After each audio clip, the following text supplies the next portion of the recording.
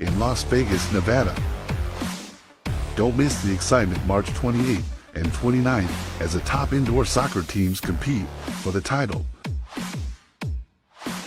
Watch every match live and exclusively on the National Soccer Network.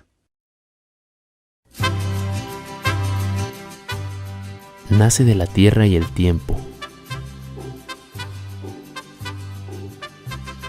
7 años de espera hasta que la agave alcanza su punto exacto.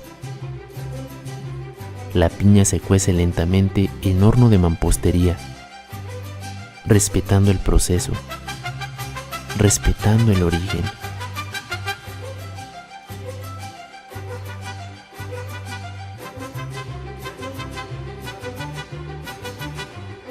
La fermentación es natural, sin prisas,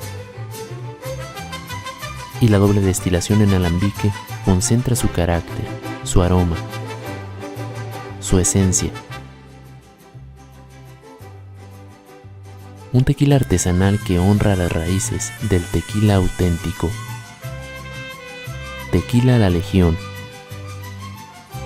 respaldado por generaciones.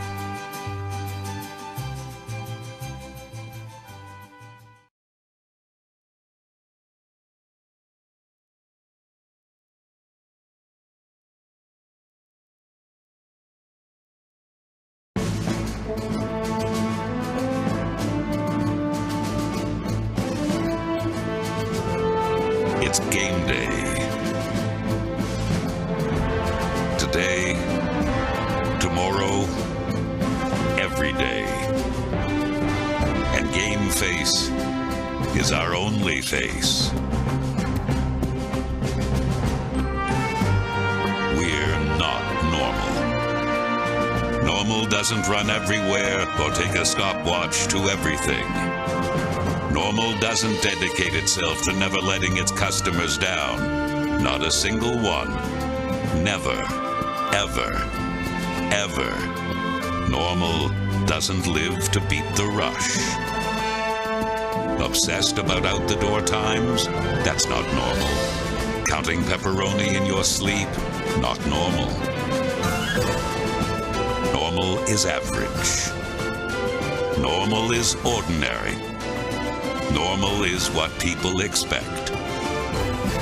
Normal doesn't have pizza sauce flowing through its veins. The other guy is normal. That's why no one delivers like we do.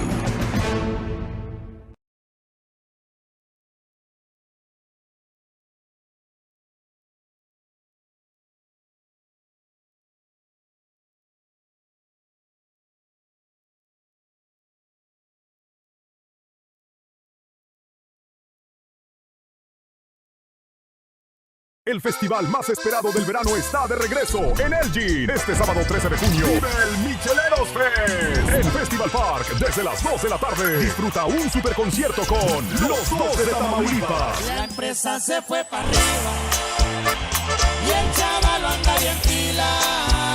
Serapio Ramírez y Alex Ramírez.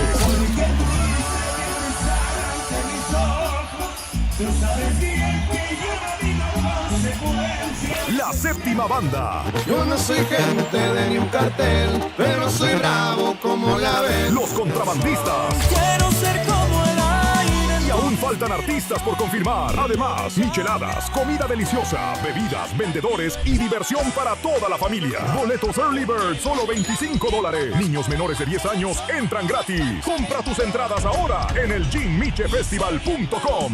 Elgin Miche Fest, este sábado 13 de junio en Festival Park, donde el verano sabe mejor.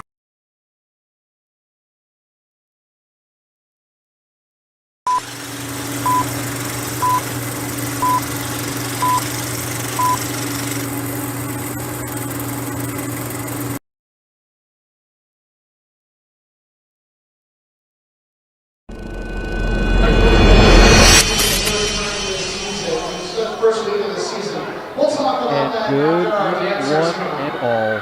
Welcome inside Grand Sports Arena here in Hoffman Estates, Illinois. For tonight's match, you've chosen a fantastic evening to join us.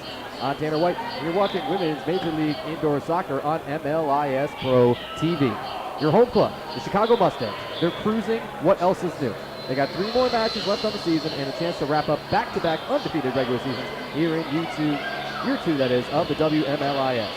The road side is the Fort Wayne Summit City Sentinels. They're still in postseason contention, and it's getting heated down the stretch.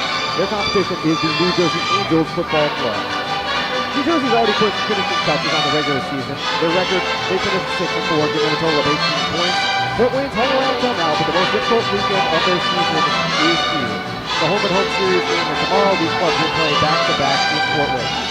And I will now welcome in, for the very first time, a fantastic partner. I'm so excited to say, joined by Liz Rubino. Where do I start? Where do I start with this momentous occasion here?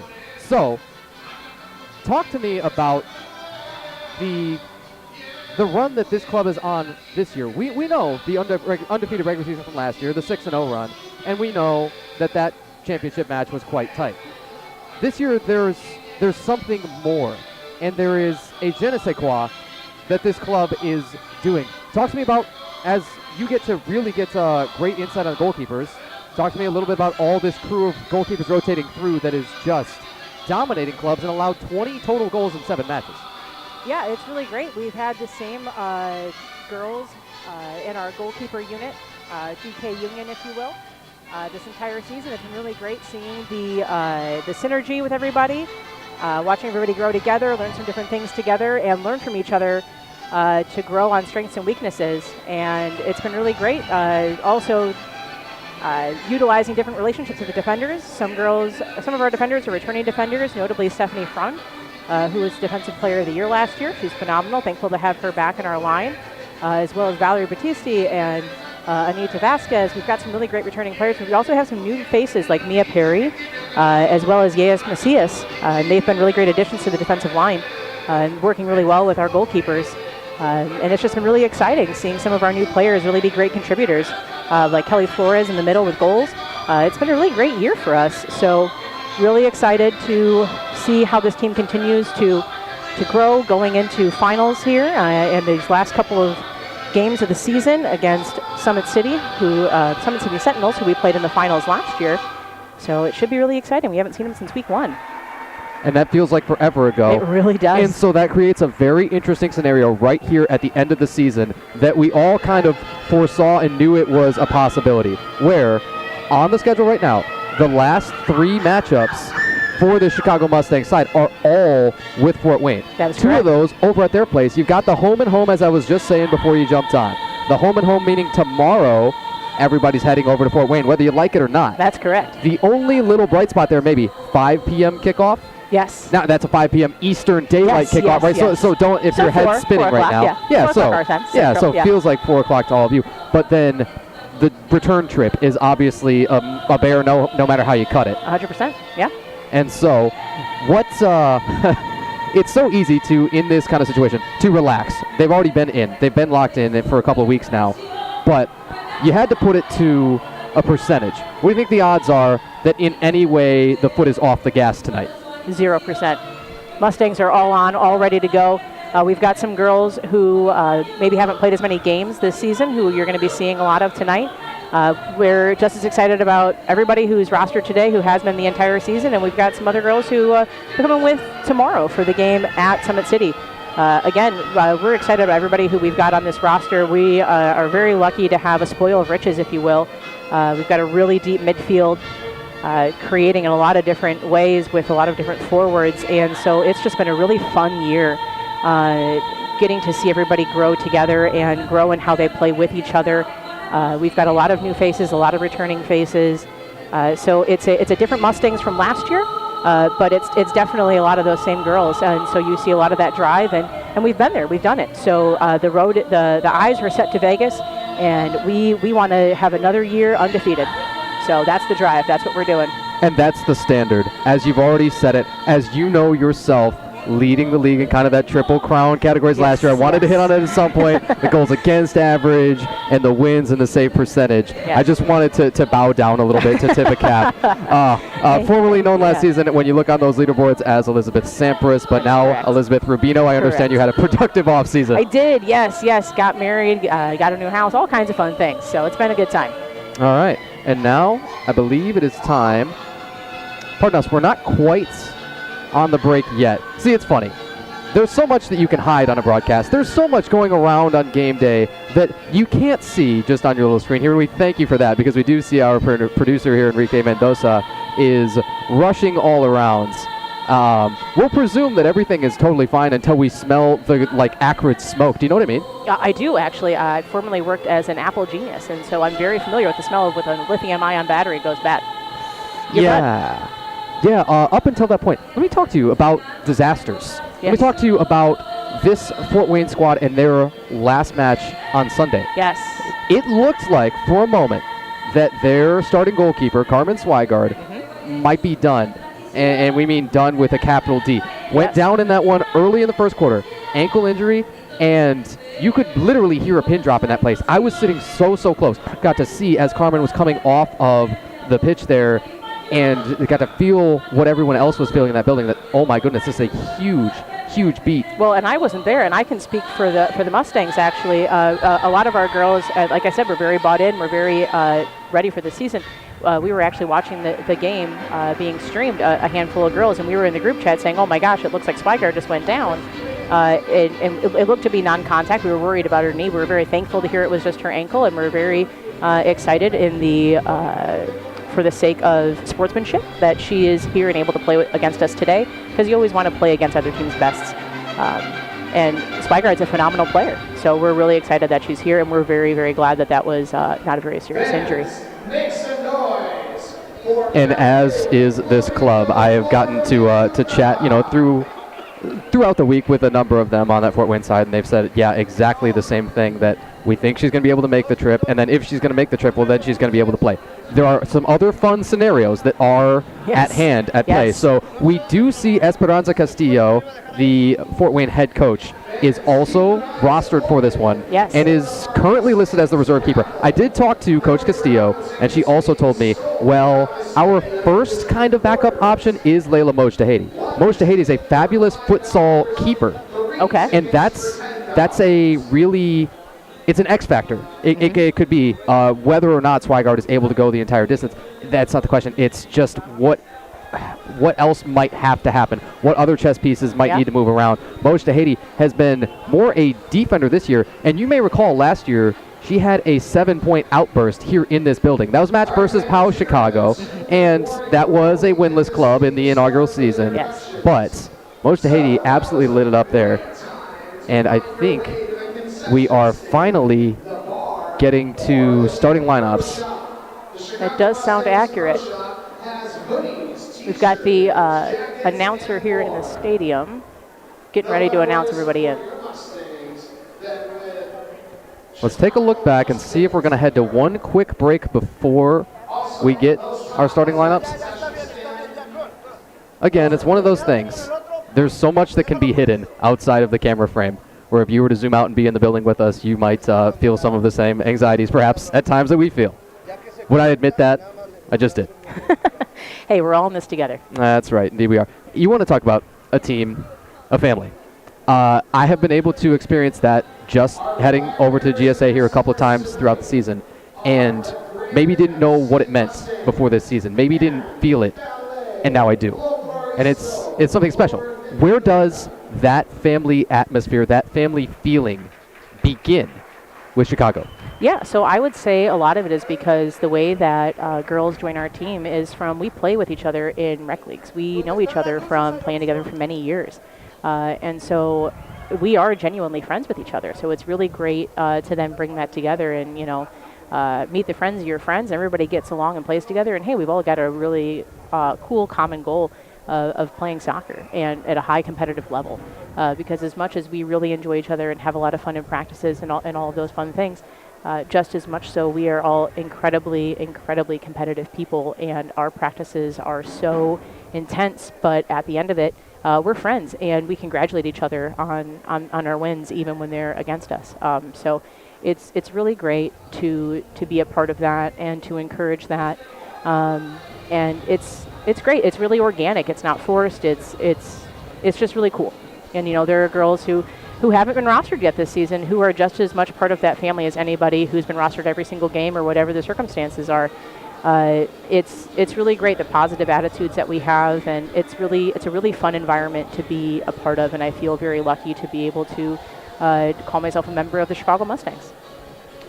There's one other match going on in WMLIS right now. I've gotten to talk a lot about this club. You might have seen some of the clips on Instagram, right, from that National Soccer Network Inside the Game podcast. Whoop-de-doo. This club feels slighted, and that is Utah's own Salt Lake City, Salt Lake City's own Utah Uprising FC. Yes. Their women's club has done another number, and that's not a secret anymore, that is the top club in the West by a lot. Yes. So a new alignment for this season with the 4 teams in the East and 4 teams in the West. And then it's really been, as Phoenix and Utah are locked in on the West side though, but it's been Utah and then everybody else in terms of all the big numbers, in terms of all the goal scoring, the average per game, and all of that good stuff. Their keeper over there, Jasmine Espinosa, has been fantastic. You see the number that they're doing right now, as I think that match is just about wrapped up. Oh yeah, looks like it. So, just so everybody at home knows what we're looking at here, I recoiled a little bit when I first pulled this up. I said, oh my goodness. That Utah team dropped a 12-2 bomb on the Las Vegas Turf Monsters. That was the home club today in that first match. And then they will round out their regular season tomorrow, as will, we want to knock on wood and say the rest of WMLIS, but we shall see. Listen, if I jinxed it, I would never forgive myself, Liz. Do you know what I mean? Yes, I very much so do. Right, so I'm not willing to say that. Superstitions are only real in sports, and then they're really real. Right on. Yeah. Right on. All right, let's have our PA announcer take it away real quick. Thank you very much, John. And when we come back, folks, just about time for kickoff. We got 6:54 p.m.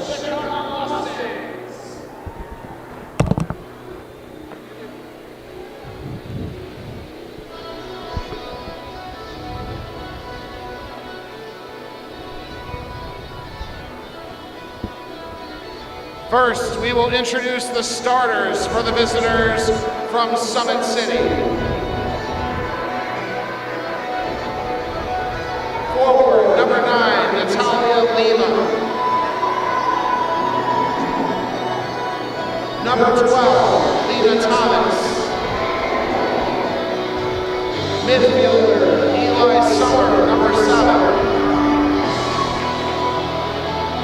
Defender, number 13, Ariana Stoltzfus.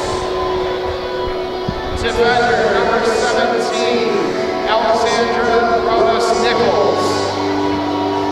The goalkeeper, number 1, Carmen Swigard. The head coach is Hope Castillo.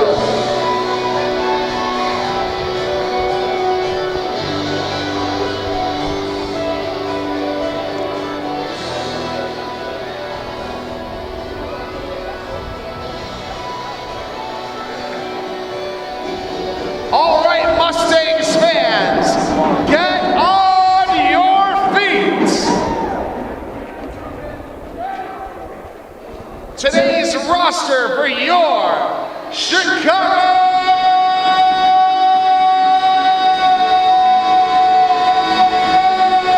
Mustangs. First, we will introduce the bench. A forward, number 7, Kelly Collins. A forward, number 10, Hannah Larson. A midfielder, number 8, Veronica Davila. A midfielder, number 9, Jennifer Lopez. A midfielder, number 18, Kaylee Kowal. A midfielder, number 17, Stephanie Nunez. A midfielder, number 6, Saquon Horner. Defense, number 14, Val Battisti. Defense, number 2, Ana Vasquez. Backup goalkeeper for tonight is number 49,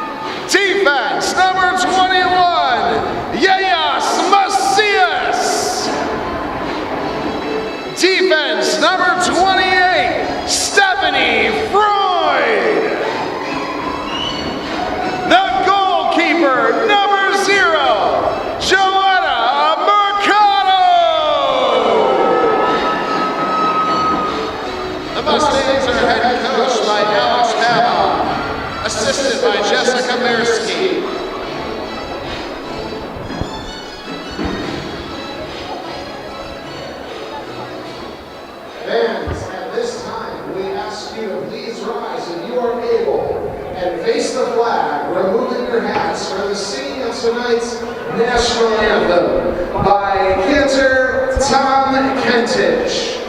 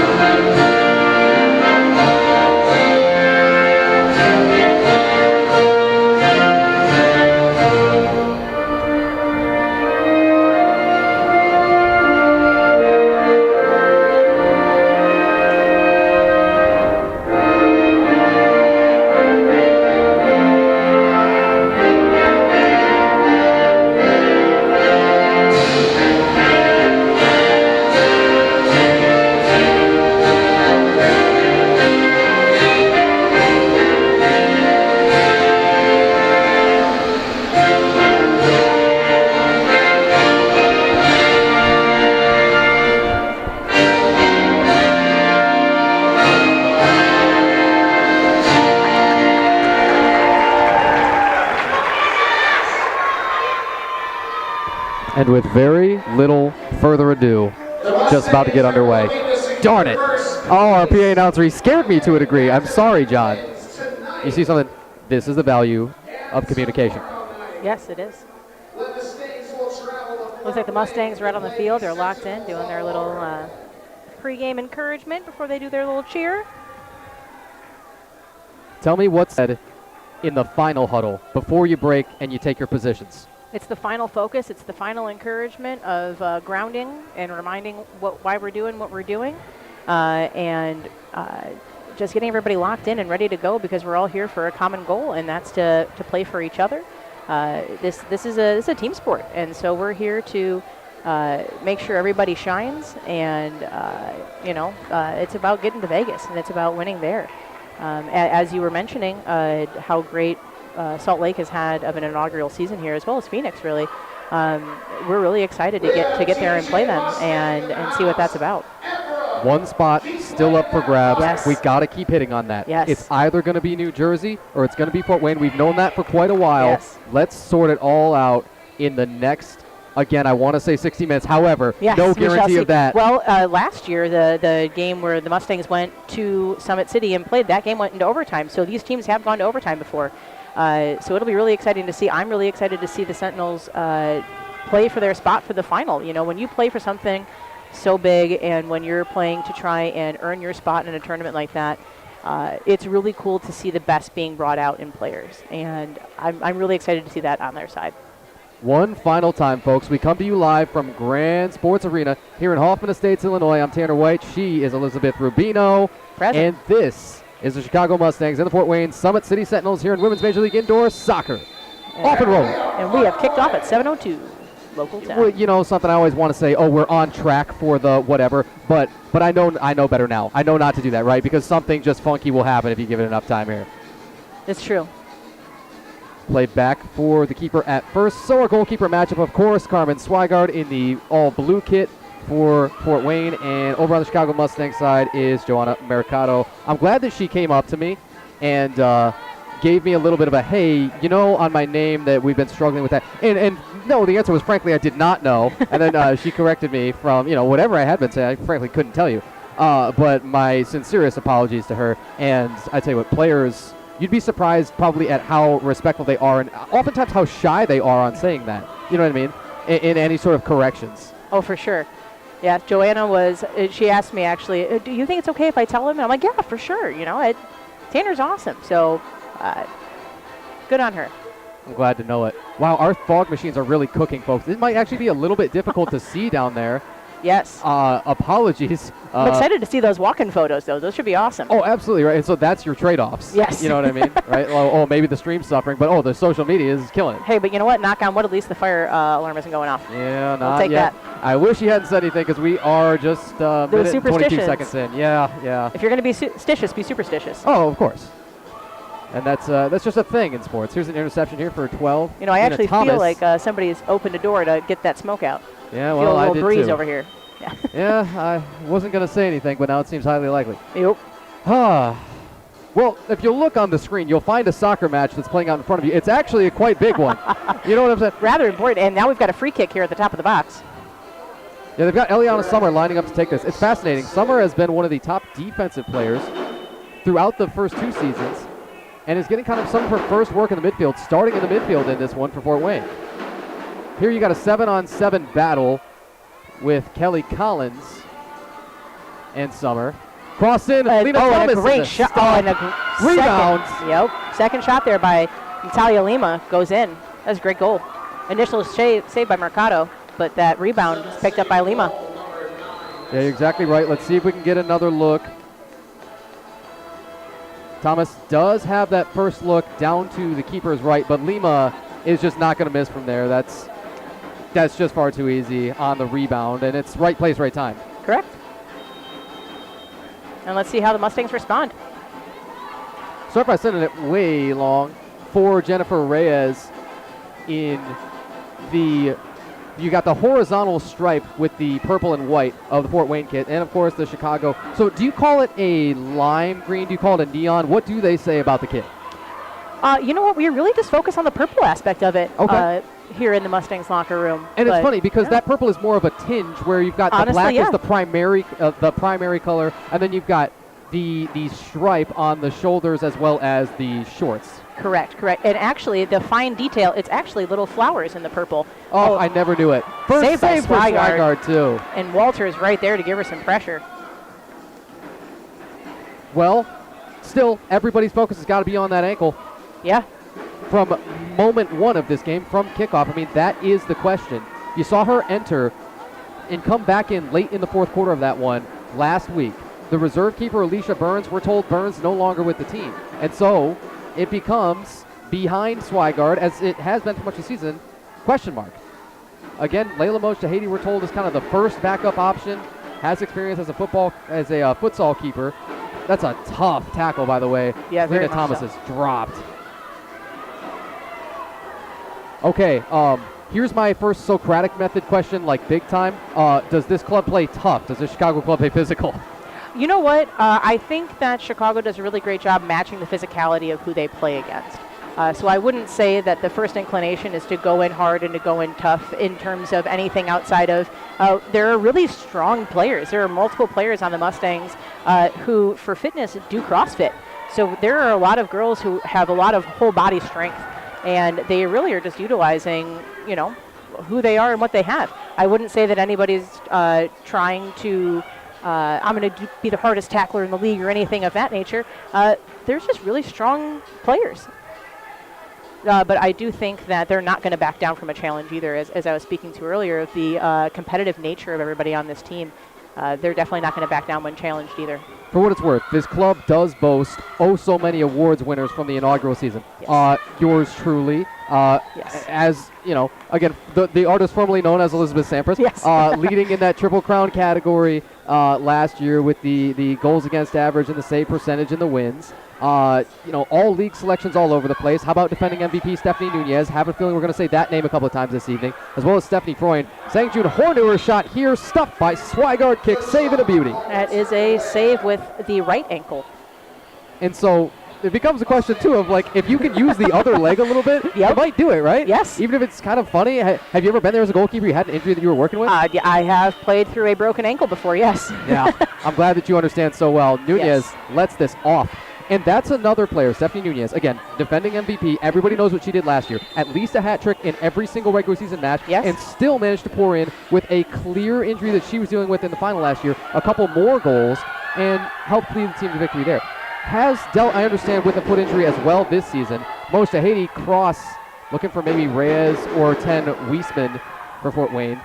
Not a whole lot doing down in that right corner. This is where it gets just a little bit difficult to see because both players leaning out over benches can often kind of block our views.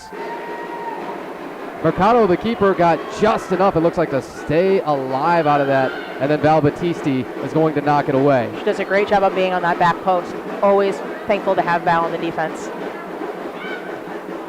Shot is blocked there by Alyssa Weisman in recovery. Great hustle by Veronica Davila with her first goal of the season. She got her own assist too. That's gift wrapped though.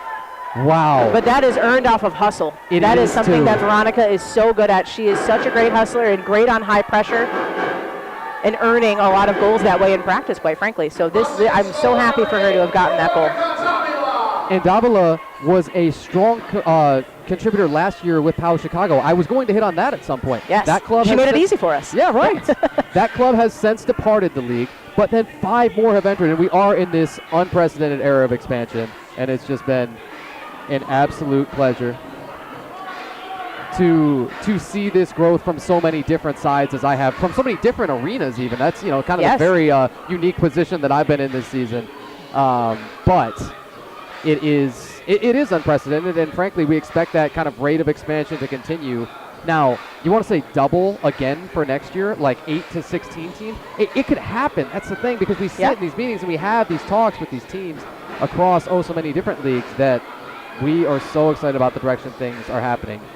And it's really exciting for us to see the competition level grow and to be able to see the league unfold right before us. We're part of the original 4, right? Yeah, that's right. 3 coming back, and it's really fun to not only see different teams for the sake of the growth of the league, but also to be able to play different girls and all those kinds of fun things. Having the league split up in East and West this year, we've actually played Zoo City and Summit Sentinels. This is actually our second game that we've played, because one got canceled due to, that was another great shot by Veronica Davila.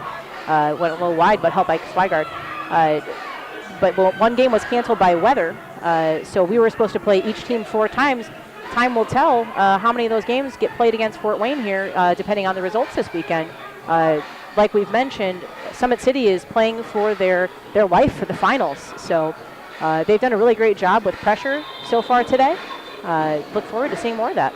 We do get our first defensive clearance call here. You'll see your refs make kind of the false start type of signal, right? I call it the maraca. Sure, that too. That works for me. I'm actually a huge football fan, but I choose to call it the maraca. Yeah, it's totally acceptable either way. Now, I was hoping that we would get the media timeout right here, as we do have 7:55 of this quarter. We're not going to get it quite yet. So instead, we have a set piece, Natalia Lima for Lena Thomas. That's my favorite connection, because I just always say at this point, Lima for Lena, or vice versa. That is fun to say, you're right. But it looks like the Mustangs are going to be able to get control of this one and clear it out, at least on that initial attempt. So, Shannon Walter wearing the captain's armband, doing the coaching. Have you found something Shannon doesn't do yet? But now we should finally have that media timeout. Yeah, even though that ball squirted all the way into the benches, we are at 7:33 of the quarter, and let's take it to the break. Once more, coming to you live from Grand Sports Arena, Tanner White and Liz Rubino. Back in a flash. El festival más esperado del verano está de regreso en Elgin. Este sábado 13 de junio vive el Micheleros Fest en Festival Park desde las 2 de la tarde. Disfruta un super concierto con los 12 de Tamaulipas. La empresa se fue para arriba y el chaval anda bien pilas. Serapio Ramírez y Alex Ramírez. Tú sabes bien que yo no digo consecuencias. La séptima banda. Yo no soy gente de ni un cartel, pero soy bravo como la ven. Los contrabandistas.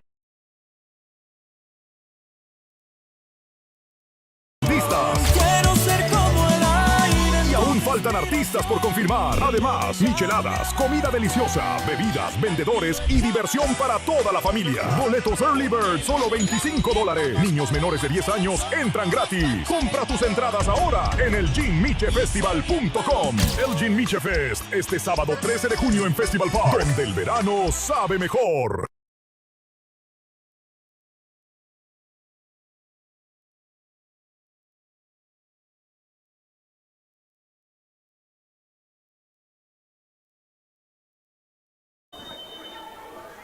One all. And play on. Swigard, the keeper, laying it in. And immediately swarmed Walter, laying up left board for 77, Kelly Flores.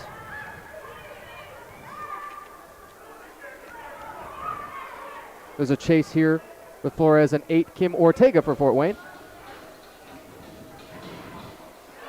Lima pinned on the board. She flicks it up nicely for Lena Thomas.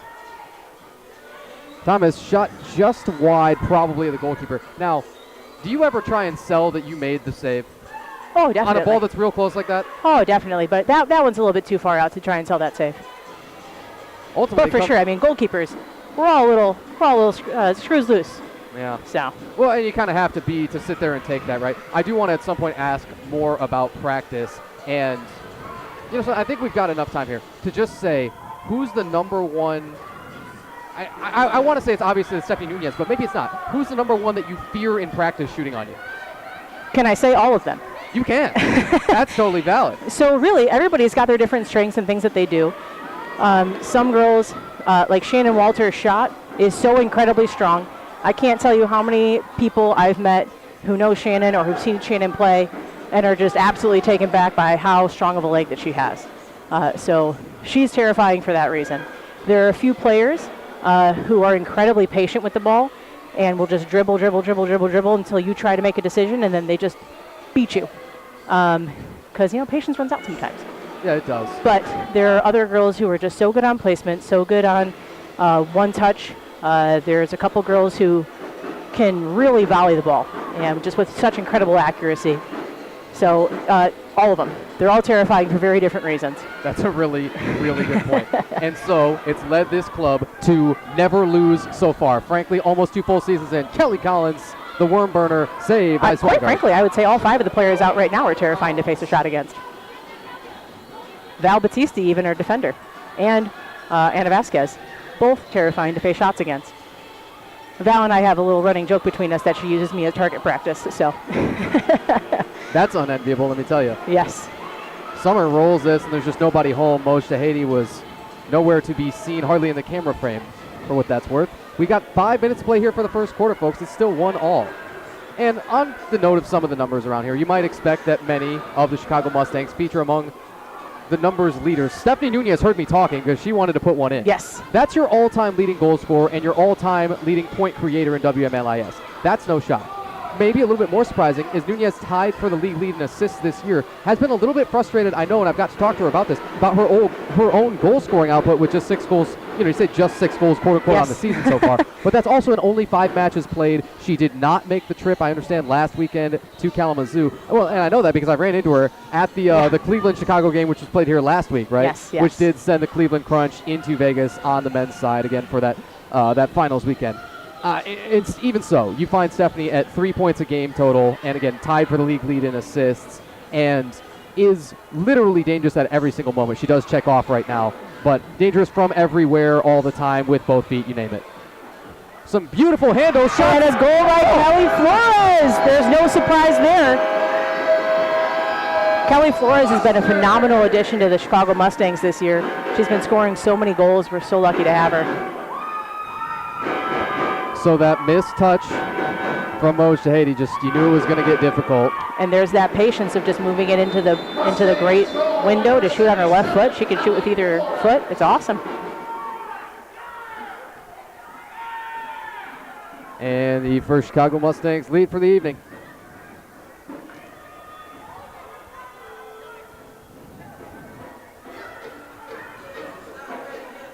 Nine, Brenna Buert putting some pressure on here, wearing, pardon us, 99. You have 9 as Lima, and then 99 as Buert. Flores once more nearly decapitated Ali Rodas-Nichols. I mean, that's scary. It is. And that's a lot of it. Everybody here in this league has a really great shot, has a really hard shot, and being willing to stand in front of that as a defender, as a goalkeeper, as anybody, and be willing to let that head off of you, it's not an easy thing. It takes a lot of courage. And I'm so glad that I don't have to do it each and every single weekend. Thank you very much. That's topped a little bit, and Fernanda Soto puts it out of play. Restart coming. Our referees, Alejandro Lopez, Christian Rangel, and Peter Malik. Something of an all-star crew. Here's 24, Vivian Permanen, the Finland native, starting on the run. Just flicked that with the outside of the foot, and the keeper Mercado says, I got this. 2 minutes, 45 seconds to play for the quarter. 2-1 Chicago. Flores with the go-ahead.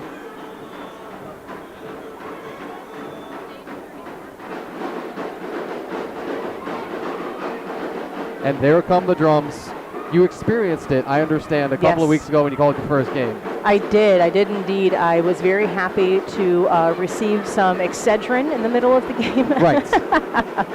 The drums are awesome. They're so encouraging as a player. Obviously this year I'm taking on a different role and helping with the goalkeepers. And so, oh wow, great pressure by Swigard there with Kelly Collins being in a goal. Collins takes a monster turn. And that is how she is most lethal on those turns. It's amazing to me. They're, practically hugging. Yeah. And that's unintentional. I hope we see all of that in the camera frame. Yeah. And a great touch by Swigard there. But Kelly's just looking for an option, says, I've got this, and just hits it, nutmegs, who's that, number 17, and it goes right in. Yeah. So it's probably hard for Swigard to see there. That's another thing that I say with indoor with goalkeeping is that a lot of the times there's so much action happening in front of you. Sometimes it's really hard to see that ball until it's right next to you. Yeah, sort of screened off by the defender there, Ali Rodas-Nichols. That is a little contact from Nunez. I didn't think we were going to see the whistle, and then we didn't. I thought, okay, play on with it then. It's one of those, you always hear something from the benches on a play like that, whether or not anybody really thinks, okay, yeah, we've got to have a foul or especially a penalty there with a card. You've got to try and sell it. Hornewer shot blocked as Permanent will touch it back for the keeper, Swigard. Vasquez is able to chest that down. Great control at her feet. Collins to Battisti. And back to Mercado. So good patience moving the ball there. Talk to me about Mercado's strengths in practice. Mercado she's really good at, one, saves. Sure. But she's really great at being locked in and having a really phenomenal mentality. She's always working at her distribution and trying to make sure that she can hit different players at different levels of the field, and she's really good at that. As you see her working with her defenders and then trying to find the middle of the field here, and we had Hannah Larson kind of checking there, but really being able to be an asset and helping us move the ball up or being available if we need to kind of keep it on defense. Davila, good ball. Figure it's going to create an attacking chance for someone, maybe herself. But Ortega's doing a good job keeping the window closed. Lena Thomas, a couple of tough bumps. Thomas not giving any ground there to Jennifer Lopez. Not even Jenny from the block, believe it or not. Under 10 seconds, I apologize, but I was going to get it one way or another. Don't you worry about it. Amazing. Keep that up. Permanent just taps one off the wall, and that will be all she wrote for the first quarter. Very exciting first quarter. Yeah, it was. Lima from Lena on the Fort Wayne side for their first score, and then the other three Chicago scores would follow all in succession with Davila, Flores, Collins. And that takes us to 3-1 score, and we'll be back in just a moment here for quarter number 2. Nace de la tierra y el tiempo. 7 años de espera hasta que la Gaby alcanza su punto exacto.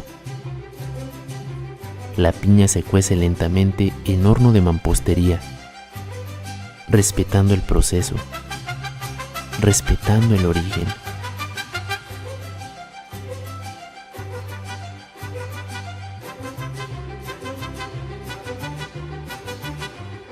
La fermentación es natural, sin prisas, y la doble destilación en alambique concentra su carácter, su aroma, su esencia. Un tequila artesanal que honra las raíces del tequila auténtico. Tequila La Legión, respaldado por generaciones.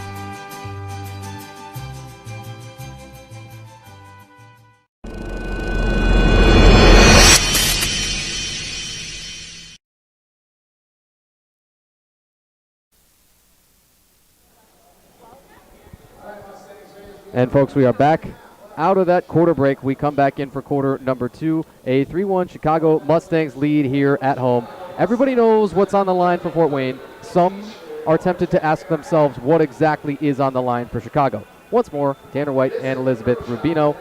And there is a great look at Coach Hope Castillo for Fort Wayne. And now we've got Coach Alex for the Mustangs. So Tell me more about Alex Pavone and his presence on the bench as well.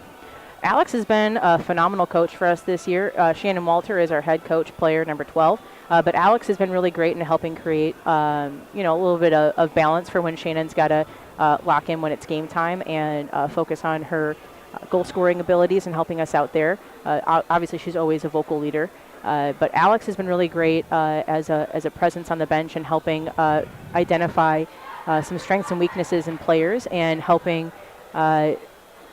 utilizing those strengths in combination on different lines. And he's been a really great calming presence on the bench, but also getting everybody amped up and ready to go when we're kind of in need of getting told, hey guys, we're getting too flat-footed or anything like that. And the girls have really enjoyed having him as a coach, and I've personally enjoyed working with him. He's been awesome.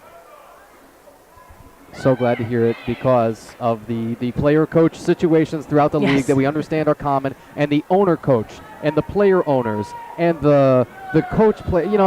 It's just we know everybody likes to wear different hats. Absolutely, they love to get involved, and you see it across so many different clubs, and it's so encouraging that everyone can succeed with different formulas. Everyone can do what's required of them at the time and help this league thrive for year number 2. Kickoff for quarter number 2. Sent way long by your defending defensive player of the year here in Women's Major League Indoor Soccer, Stephanie Freund. That was another thing I wanted to hit on in the first quarter. I just didn't hardly get a chance. Yes. Walter across the box there. Flores to run it down. And right across the mouth of the goal, but nobody was there on that back post to tap it in. Lima coming with some pressure. Back tackling, there's the word. I want you to get as gritty into it as you possibly could. You know what I mean? Empty your tank before we're done with this one. Oh, goal! Kelly Flores again. Kelly Flores from Shannon Walter. Phenomenal goal. Lurking. They're always lurking, and they're always dangerous. Take a look on the replay. And Shannon is so great with that patience, and she is so phenomenal at assisting. She uses the wall so well, and she's really great at holding up play and letting numbers get forward in order to be able to find somebody and create an option, create a chance.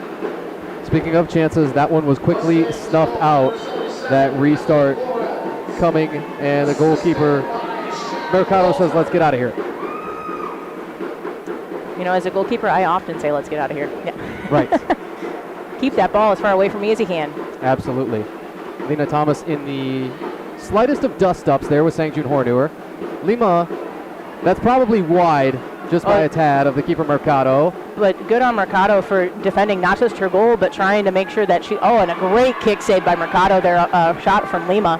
What do the hockey guys say? They say kick save and a beauty. Now Vasquez just blocked that one on accident. Yes. That ball caught her. Sometimes it's about being in the right place at the right time. That's exactly right. And Vasquez was a very crucial contributing starting defender last season in the championship run. Correct. And I'm sure you benefited a number of times from that. Yes. Vasquez and Stephanie Freund, that probably, many would say, formed the most formidable defensive duo in the league last season. I would tend to agree. I always felt very confident when I had those two in front of me. Really, all my defenders. There wasn't anybody where, shake your head at them, but those two, absolutely phenomenal. Hornewer back touch to the keeper Mercado. Mercado out for Vasquez. Vasquez will have to go back for Mercado once more. Lena Thomas lurks, but much higher in press. Now she's finally coming down toward Walter. I thought, well, that's an option, but it's always a risk.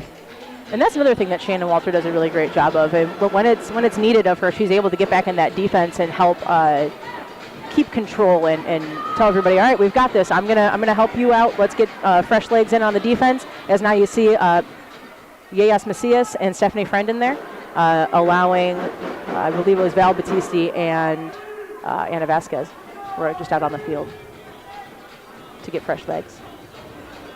Fort Wayne also makes a change here, bringing on Permanen and bringing off Lena Thomas. So I did have to look this up.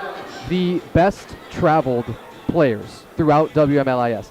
So again, the former reserve keeper with Fort Wayne, that was Alicia Burns, and she finished out, or mostly finished out that game last week with Kalamazoo. And I said, okay, so she's from Edinburgh, Scotland. I said, that's got to be far. But definitely not close. Right. And so then I looked it up. I said, well, okay, how far is it then from, Fort Wayne to Finland, where Vivian Permanent's from? And she wins. Yes. 4,200 plus miles from home, as she calls Fort Wayne now the home, and originally from Finland. That's blew my mind. The fun facts you are. Yeah, well, you know something? That's one of those, you never know when you're going to need it, right? Like, hey, you're not wrong. Is it further to Finland or is it further to Scotland? You never know.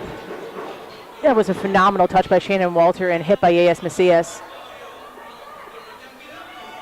That was wide of the goal ultimately.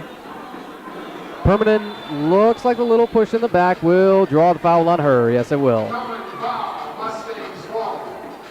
11 minutes, 29 seconds here, second quarter, 4-1 Chicago. I admit it, I'm cold. This door is still open like 25, 30 feet from us. Yes, it's like you were in my mind. I was actually just trying to gauge the smoke level in here. Yeah, it seems like it's gotten better, but I just think that's something we're going to deal with for a while. If they could close it at halftime, I'd be totally down with that, yes. to put it lightly. I could not agree more. Absolutely. Our fingers will remain crossed. So if you hear teeth chattering, that's okay.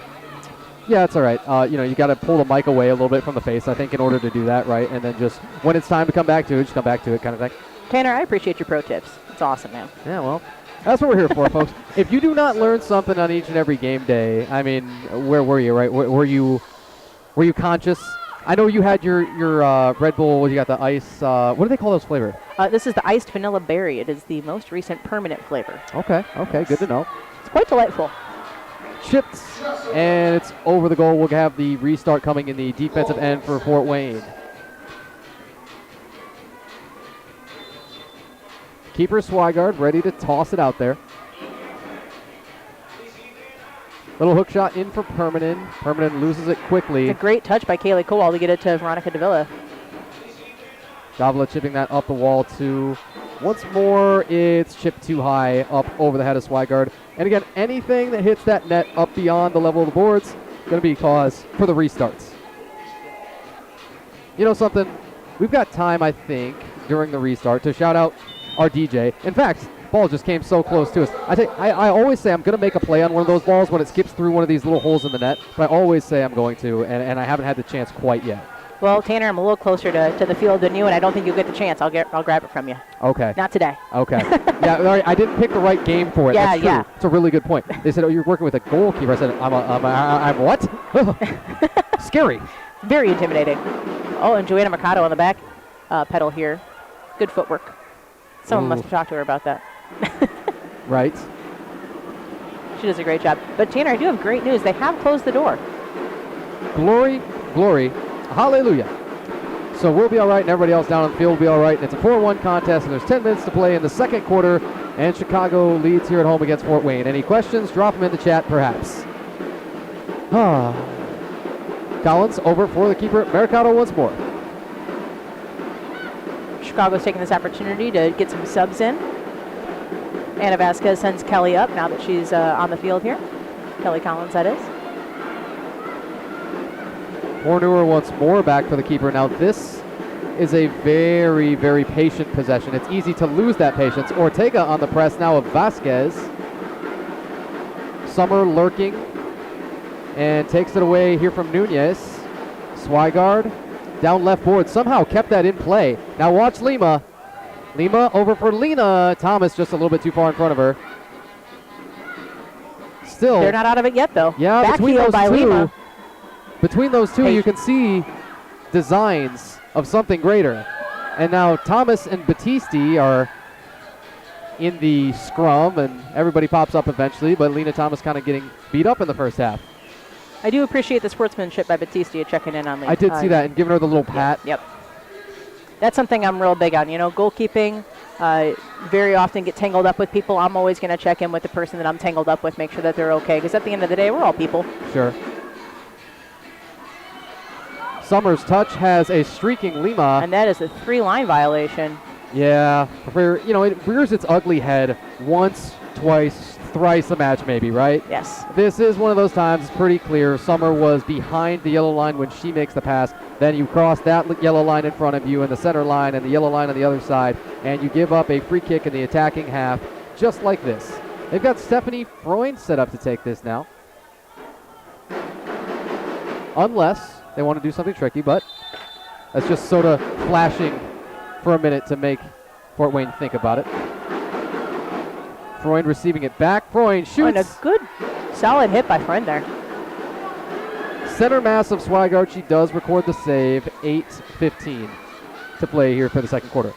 Going to be saying that a lot more this evening, and that is your all-time leader in Women's Major League Indoor Soccer in saves, Carmen Swigart, coming into the night with 144 of them. Also has a chance. Well, yeah, right, sure. A handful, I suppose. Also had a chance, I believe, before Salt Lake City played earlier today to tie for the all-time record in wins. I'll actually have to see who the keeper of record was, ironically, for Utah. As we told you, they put the hurt. Oh, as this is topped, and there's an open goal frame that's going to be haunting Macias. And it looks like that's going to be the media timeout here. Yeah, it is. They got the under 8 and enforced it correctly here. I'll talk more about that all-time leaders list when we do come back out of its media timeout. 7 minutes and 40 seconds to play, second quarter. El festival más esperado del verano está de regreso en Elgin. Este sábado 13 de junio vive el Micheleros Fest en Festival Park desde las 2 de la tarde. Disfruta un super concierto con los dos de Tamaulipas. La empresa se fue para arriba y el chaval anda bien pila. Serapio Ramírez y Alex Ramírez.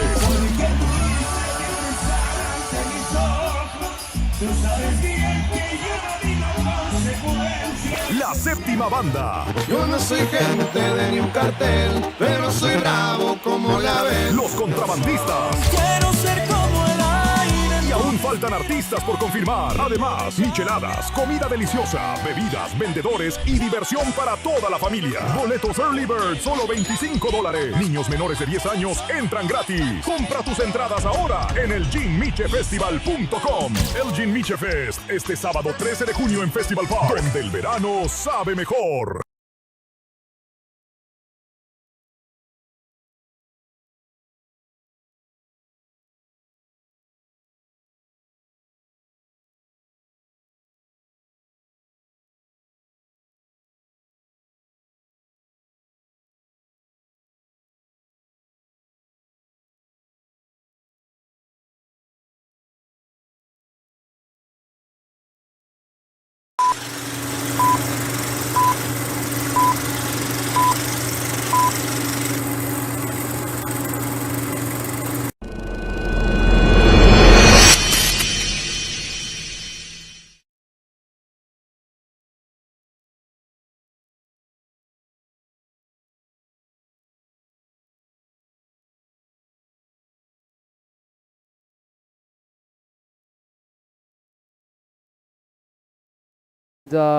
Well, as we've still got a couple more seconds as everybody's breaking the huddles, we want to say thank you to your number one fan, Raymond. See you next season, and shout out to Grandma Martha. Thank you so much for your supports. That mostly rounds it out, and we are just about ready to get cooking out of that second media timeout. 7 minutes and 40. Is it now 43 seconds? Can you see? It is 43 seconds. All that right. is accurate. Yeah, see, I said 40. We've just got this big boom that is... Technically, that is a scissor lift. That is what now? That is technically a scissor lift. Okay. Yes. Fun fact, I am certified in aerial lifts. You know something? You learn something new every single day. And I think this is going to be one of those days where there's much, much more of that. Some of it useful, some of it very much so not. That may be. Whether I like it or not. Walter, her pass intercepted there by Reyes, and Reyes turns it over to Summer, now back for the keeper Swigart, and Summer with the chance to clear.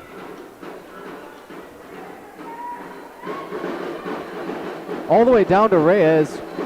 Reyes in the face of the keeper Mercado, didn't get a shot off. Flores doing a great job in coming back and assisting there, but a shot from Reyes, which Mercado saves. Great save by Mercado. Yeah, she was staring down a true 2-on-1 between Lima and Reyes, and I think either one, Mercado totally ready for it. Definitely looked scary there for a moment. Mercado did a great job coming up with that save. And that's going to be sent into the net.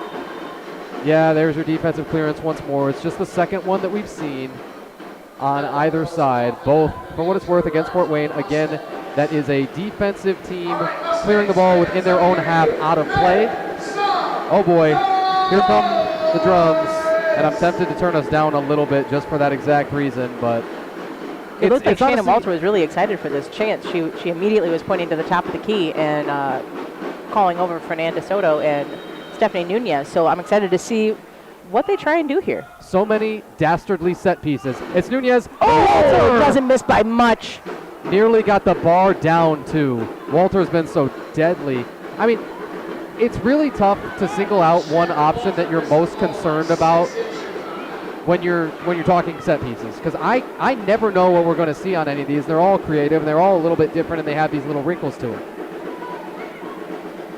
Again, Stephanie Nunez, your reigning MVP in Women's Major League Indoor Soccer, lurks down there right now, but 6 goals for her on the season. Has been open about the fact that, yeah, I'm kind of frustrated. I'm not getting all the scoring. Yes, she came in to today tied for the league lead in assists, but still not happy with herself, because that's the kind of standard that she set. 26 points, 21 goals in 6 regular season matches last year. You say it, and it kind of sounds like a video game. Yeah, it was really impressive to be a part of that and watch that last year. Great step by Joanna Mercado there to get it out a feet of 24. Shannon Walter finds Flores to get the ball up here, who looks for Nunez.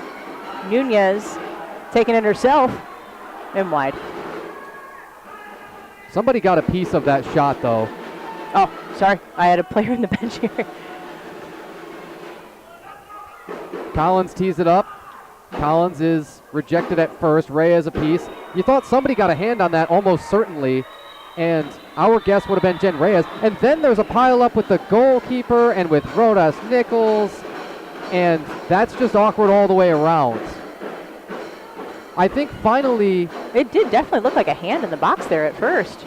Yeah, on the defender, I thought fairly certain was Rodas Nichols. Eventually, are they enforcing the foul on Kelly Collins, do you think? I think that might have been Fernanda Soto. I'm squinting hard here. Yeah, I'm kind of bopping around some people here. And did Swigard just call the timeout from down on the field? I thought maybe.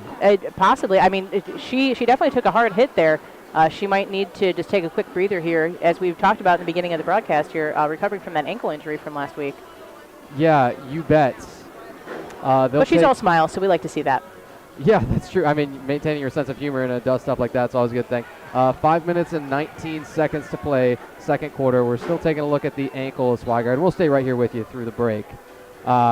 Just wanted to make sure that wasn't a re-aggravation of the ankle. What we're told is we don't know that they have a backup keeper kit with them, and so whoever were to go into goal, should at any point a goalkeeper change happen for Fort Wayne, that they might just put a penny on whoever it is, whether it is Coach Hope Castillo or Layla Mojtahedi. I'm still not thinking that we're going to see it quite yet. Swigard reached for a bottle of water that was on the bench, and I thought, oh boy, is that signaling her intent to come out and Mojtahedi to come in? I don't think that's what we're having yet. Yeah, when she initially reached into the bench, I was thinking that maybe she was going to grab for something else, but it was just water, and it seems that she's got good spirits about her, so I think we're going to continue to see Swigard in goal here. And you know which huddle is not bothered right now? You know which huddle is in the spot that they expect to be in? It is the Chicago side, and you can just see differences in body languages and interactions, I think, as they do break the huddle on their side. Again, Joanna Mercado in the neon orange kit, and then Carmen Swigard in the blue. We'll take one more moment to say a big thank you to Grand Sports Arena, our fantastic venue for the evening and for all Chicago Mustangs home contests, for hosting tonight and supporting the Mustangs family. Can you play my favorite song? Love to be Seal by Matt Bonnie. And we officially see Swigard in goal again, looking to get the ball from the referee. She looks for Lima Long, instead finds Battisti. Yeah, that's a whole heave-ho, but probably did not. Unless Lima can just blow by here. She won't. Goes to Permanent. Permanent, little pat, and now we'll have to go backward. 5 minutes, 4 seconds or so until we take it to the half. Chicago 4, Fort Wayne 1. Rodas Nichols, that's a great hop and athletic play from the referee. Whistle. And a blue card goes to first. Nunez, it would appear. And it's funny, she got kind of the double whammy because both of our referees, one right on top of the play and one on the other side of the field, both threw it at the same time. So my guess is boarding. Your thoughts? I would tend to agree. Yeah, that's any kind of, you don't want to say shove, that's a strong word. Correct. Push, even, nah. But any time where perhaps a contact happens and a player goes into a board, that will be cause for the boarding here. Now Swigard, the keeper, settles that with her left foot. Yeah, and again, a clearance by Macias. Again, I'm glad you said something. It's something to watch. The first save. That's on target from Stoltzfus for Fort Wayne. And the rebound for that actually went off of her defender's head. That was Stephanie Friend. But then Mercado touches it out of immediate danger, but the ball still stays with Summit City here. Permanent. Lost the handle pretty quick. Vasquez has designs of clearing this, and she will. So that might be close to the top stride that we see Swigard hit. And do you see anything? Is she moving pretty much fine? She's moving pretty well, but I've definitely paid attention to Swigard playing before. And you can tell that they're not utilizing her feet as much as they have in other games. So you can tell that she's definitely trying to be careful with it, but she's not afraid. That's what you want to see if you're Summit City. Stoltzfus is now one of your top attacking options. She tried to go 5-hole on Battisti, and I saw everybody laughed at that, and I said, come on, it's not funny. Knock it off. But well, if anybody, yeah, you're talking about the game at Zoo City, yeah? Yeah. Yeah, so good. It was funny, in our team group chat, we actually took a screen cap of her making that save. She was the hero of the day. Mojtahedi over for her right. This penalty would be released at 2:53 for Chicago if they can kill it all the way off, 86%. And Swigard's not going to let that go all the way down. She's going to keep that here in the offensive half. Of and course. Actually, when goalkeepers pass the offensive half, they are no longer held by that 4-second needing to get rid of the ball. So Swigard, and she with the seeing eye single right through the legs of Stephanie Friend, who is very frustrated by that. Yeah, I know. That's a great goal, though. I know Freund is an emotional player. I do want to take another look at this. And so as Summer crosses it over, Stoltzfus has the tiniest little window to go through a double nutmeg. And it just misses Stephanie's right leg. And Battisti even first, I think. We're getting the closest look we've got. Oh, and it goes just wide. Just over Battisti on her left just over her foot, left. maybe. Yep. Yeah. That ball had eyes. Yes. 3:21, second quarter, 4-2, and there's a little bit of life. One score in each period for the Fort Wayne Summit City Sentinels. Still fighting for their playoff lives. We've told you a little bit about the scenarios, but we haven't hit on it in a while. This club, if they can get just one total point, as the loose ball nearly put in from Thomas, and hopefully the action cools down for a minute. Here we are. If they can get just a single point across the next two matches, then the third match between these, the one that was postponed all the way back from January 25th, that match must be played. Correct. That sort of becomes your tiebreaker, in essence, between Fort Wayne and the New Jersey Angels. And that is for all the marbles. If, again, during any of these two games this weekend between Fort Wayne and Chicago, the one tomorrow back in Fort Wayne, if these Sentinels pick up even a single point, so, you get the 3-2-1 system. And Swigard comes up into the final third and tries to take one here. Yeah, don't underestimate that. For what it's worth, Chicago back at full strength. That penalty did get released upon the score. Ortega kind of into, you thought a no man's land, but Wiesman was there. Summer back touch, Stoltzfus pressured, Davila is there. And now the keeper Swigard up to Stoltzfus. Stoltzfus left. Now a good little no look. Davila back and in a scrap with Summer. Whistle and a foul on Eliana Summer at 2:01 of the quarter.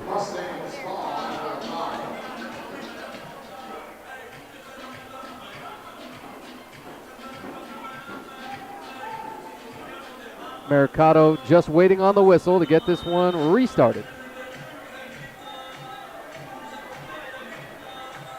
All right, what do you want to see? Let's see, in the hypothetical where you're still out there, what do you want to see within the Mustangs attack here with under 2 minutes? I just want to see them taking some chances. They're really great at being patient, but I want to see them take some chances because you never know what can happen. I think in indoor, some of the most dangerous opportunities are rebounds, either off the wall or off the keeper, because as we've said, you know, how strong some of these girls shoot the ball, it just naturally creates rebounds. You can only catch so much, right? Rebounds off the walls, but then also it just gets so busy in the box that sometimes the craziest things can go in, like that power play goal we just saw. It went just over the legs or in between the legs of 2 defensive players who were both phenomenal. Just like that. That shot right there, that rebound, and Shannon hits it just high. Shannon Walter hits that just high. And she's going to want that one back. I don't know if she said a word which we can repeat, frankly. Probably not.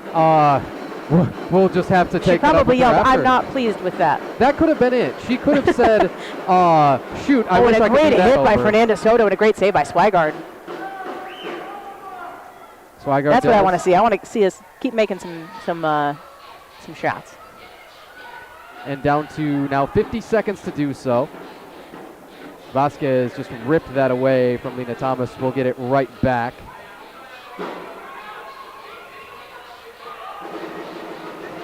And look at the open feed. Oh, and a great save by Swigard, who feels not awesome after that save. It's a rejection for the ages, but now she's down again, and then this is something entirely different. You'd figure from the ankle, and she can't catch a break. Oh, she looks really uncomfortable right now. Hopefully she's able to come back into this game. Again, your other reserve options, Layla Moch to Haiti and Coach Esperanza Castillo. I think they're maybe going to look for a penny or something, or that kind of tips their hand that they think they may have to make the change. Oh, no. It looks like she might have that save with her face and her head's hurting her. It's your all-time leader in saves, Women's Major League Indoor Soccer.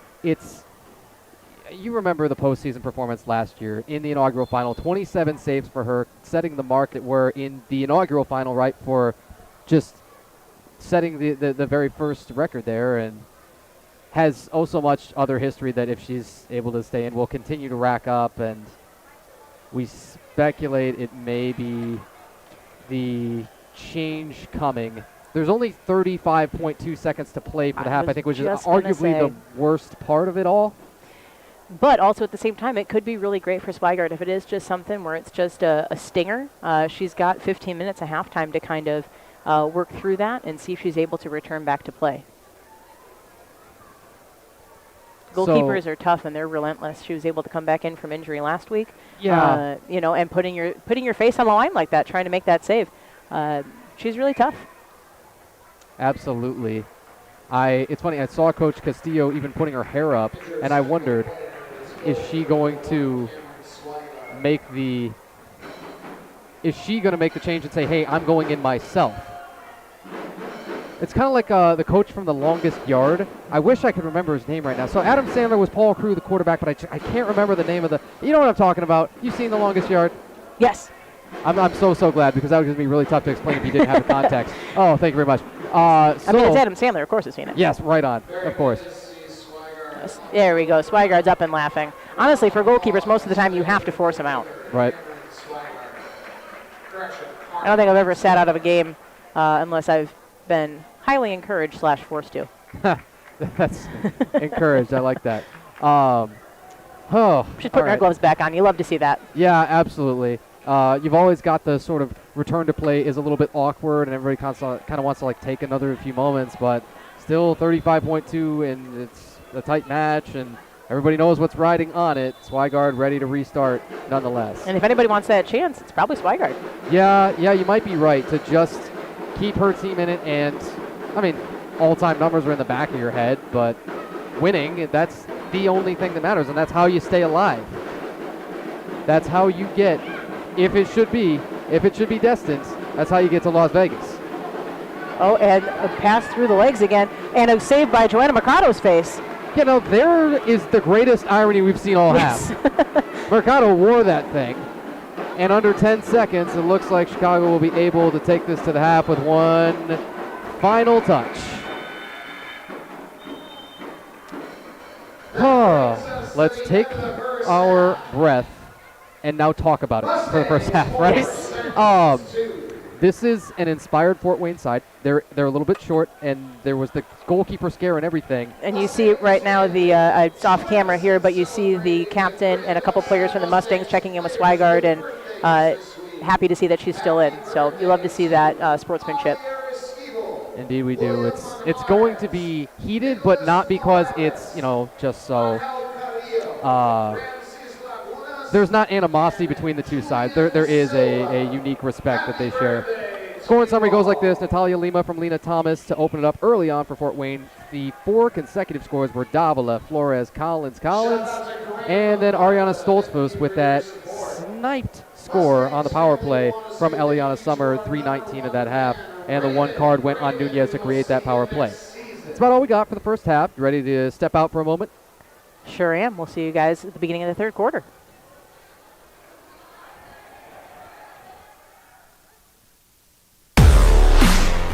The National Soccer Network presents the MLIS and WMLIS Finals weekend.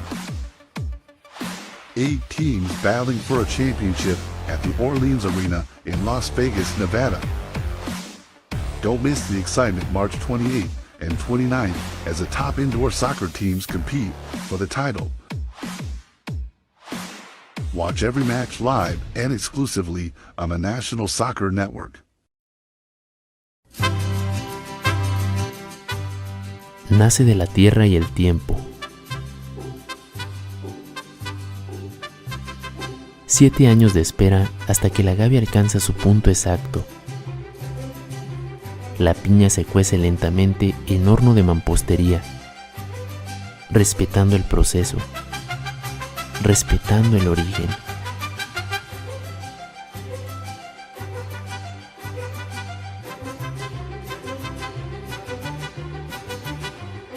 La fermentación es natural, sin prisas, y la doble destilación en alambique concentra su carácter, su aroma, su esencia. Un tequila artesanal que honra las raíces del tequila auténtico. Tequila La Legión, respaldado por generaciones.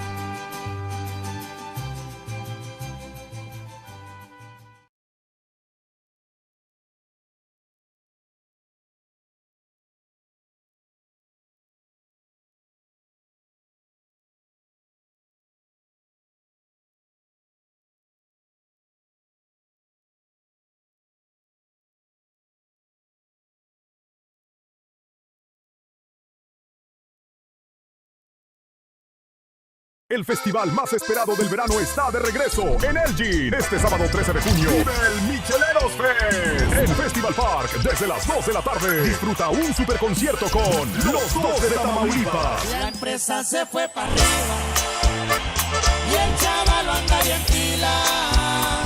Serapio Ramírez y Alex Ramírez.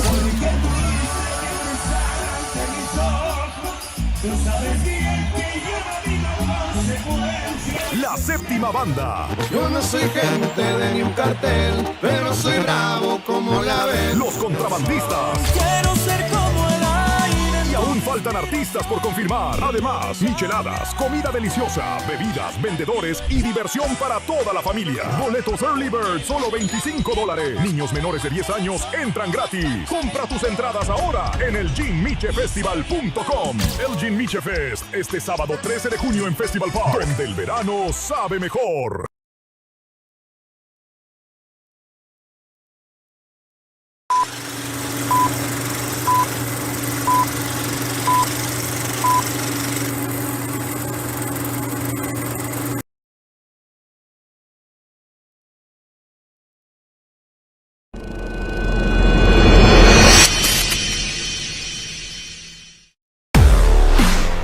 The National Soccer Network presents the MLIS and WMLIS Finals weekend. 8 teams battling for a championship at the Orleans Arena in Las Vegas, Nevada. Don't miss the excitement March 28th and 29th as the top indoor soccer teams compete for the title. Watch every match live and exclusively on the National Soccer Network. Nace de la tierra y el tiempo. 7 años de espera hasta que la agave alcanza su punto exacto. La piña se cuece lentamente en horno de mampostería, respetando el proceso, respetando el origen.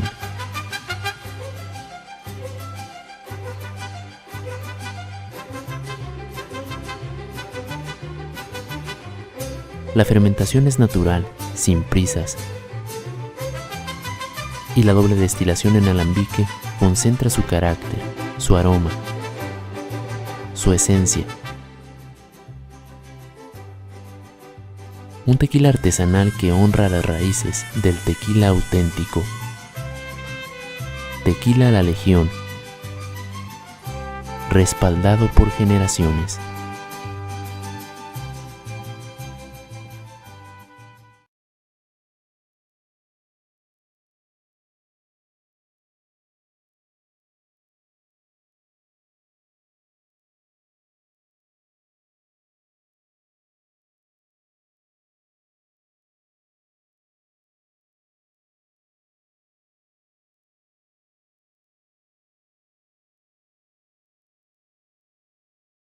El festival más esperado del verano está de regreso en Elgin. Este sábado 13 de junio vive el Micheleros Fest en Festival Park desde las 2 de la tarde. Disfruta un super concierto con los 2 de Tamaulipas. La empresa se fue para arriba y el chaval anda bien pila.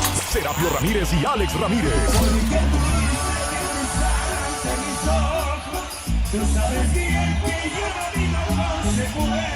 La séptima banda. Yo no soy gente de ni un cartel, pero soy bravo como la ven. Los contrabandistas. Quiero ser como el aire. Y aún faltan artistas por confirmar. Además, micheladas, comida deliciosa, bebidas, vendedores y diversión para toda la familia. Boletos Early Bird, solo $25. Niños menores de 10 años entran gratis. Compra tus entradas ahora en elginmichefestival.com. Elgin Miche Fest, este sábado 13 de junio en Festival Park, donde el verano sabe mejor.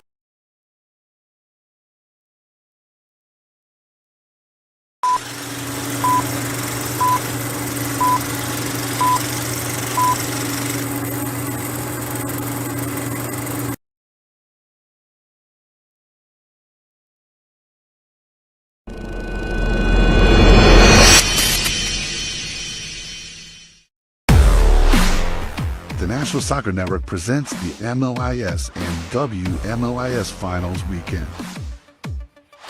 8 teams battling for a championship at the Orleans Arena in Las Vegas, Nevada. Don't miss the excitement March 28th and 29th as the top indoor soccer teams compete for the title. Watch every match live and exclusively on the National Soccer Network. Nace de la tierra y el tiempo. 7 años de espera hasta que la agave alcanza su punto exacto. La piña se cuece lentamente en horno de mampostería, respetando el proceso, respetando el origen.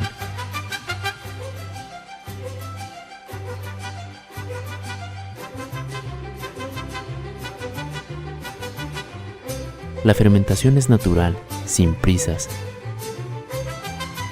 y la doble destilación en alambique concentra su carácter, su aroma, su esencia. Un tequila artesanal que honra las raíces del tequila auténtico. Tequila La Legión, respaldado por generaciones.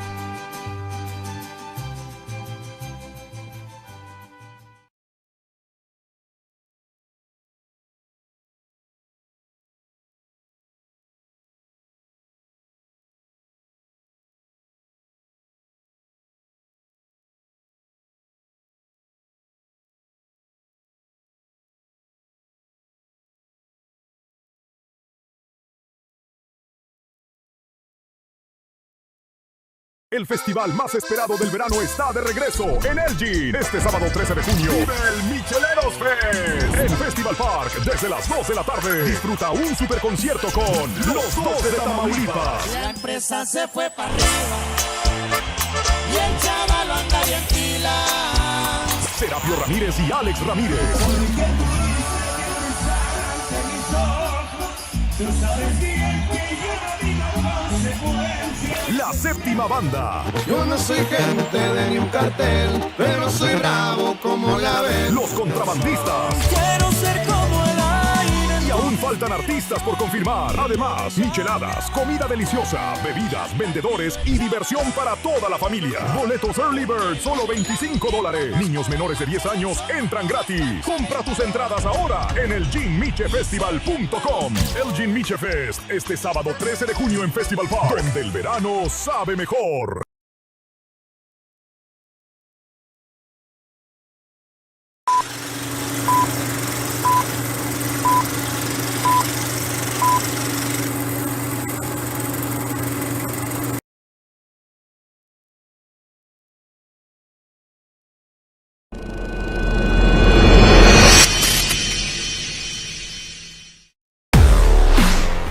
The National Soccer Network presents the MLIS and WMLIS Finals weekend. 8 teams battling for a championship at the Orleans Arena in Las Vegas, Nevada. Don't miss the excitement March 28th and 29th as the top indoor soccer teams compete for the title. Watch every match live and exclusively on the National Soccer Network. Nace de la tierra y el tiempo. 7 años de espera hasta que la gavia alcanza su punto exacto. La piña se cuece lentamente en horno de mampostería, respetando el proceso, respetando el origen.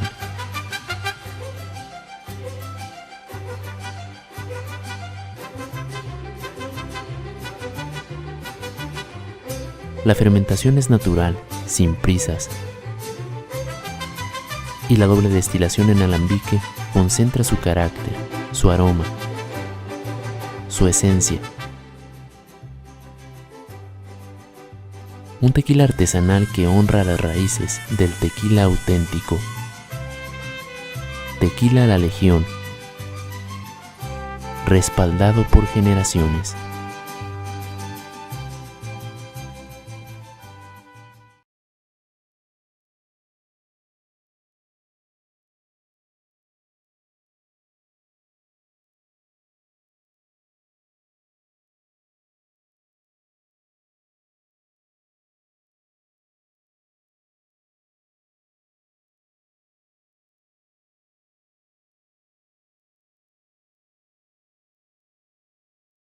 El festival más esperado del verano está de regreso en Elgin. Este sábado 13 de junio vive el Micheleros Fest en Festival Park desde las 2 de la tarde. Disfruta un super concierto con los 2 de Tamaulipas. La empresa se fue para arriba y el chaval anda bien pila. Serapio Ramírez y Alex Ramírez. Tú sabes bien que yo no digo consecuencias. La séptima banda. Yo no soy gente de ni un cartel, pero soy bravo como la ven. Los contrabandistas. Quiero ser como el aire. Y aún faltan artistas por confirmar. Además, micheladas, comida deliciosa, bebidas, vendedores y diversión para toda la familia. Boletos Early Bird, solo $25. Niños menores.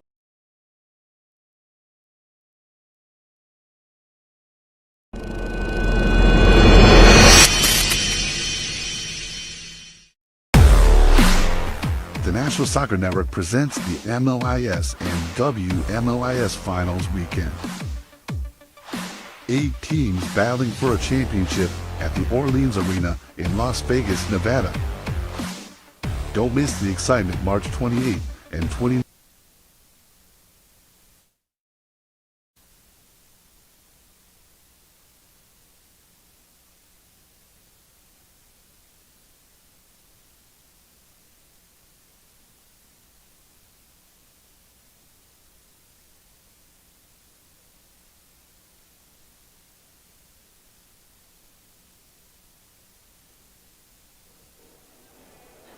And we are back for half number 2. Once more, we come to you live from Grand Sports Arena here in Hoffman Estates, Illinois. Tanner White with Women's Major League Indoor Soccer on MLIS Pro TV. Let's take a look at how we got here and some of our scores, some of these just tantalizing shots. And we're talking about the camera shots, but also the shots put down by the Chicago Mustangs as they come out of the break with the 4-2 lead, taking on Fort Wayne's own Summit City Sentinels. Got a really good look at that one from Veronica Davila. Davila had that first Chicago score, 9:39, the first quarter.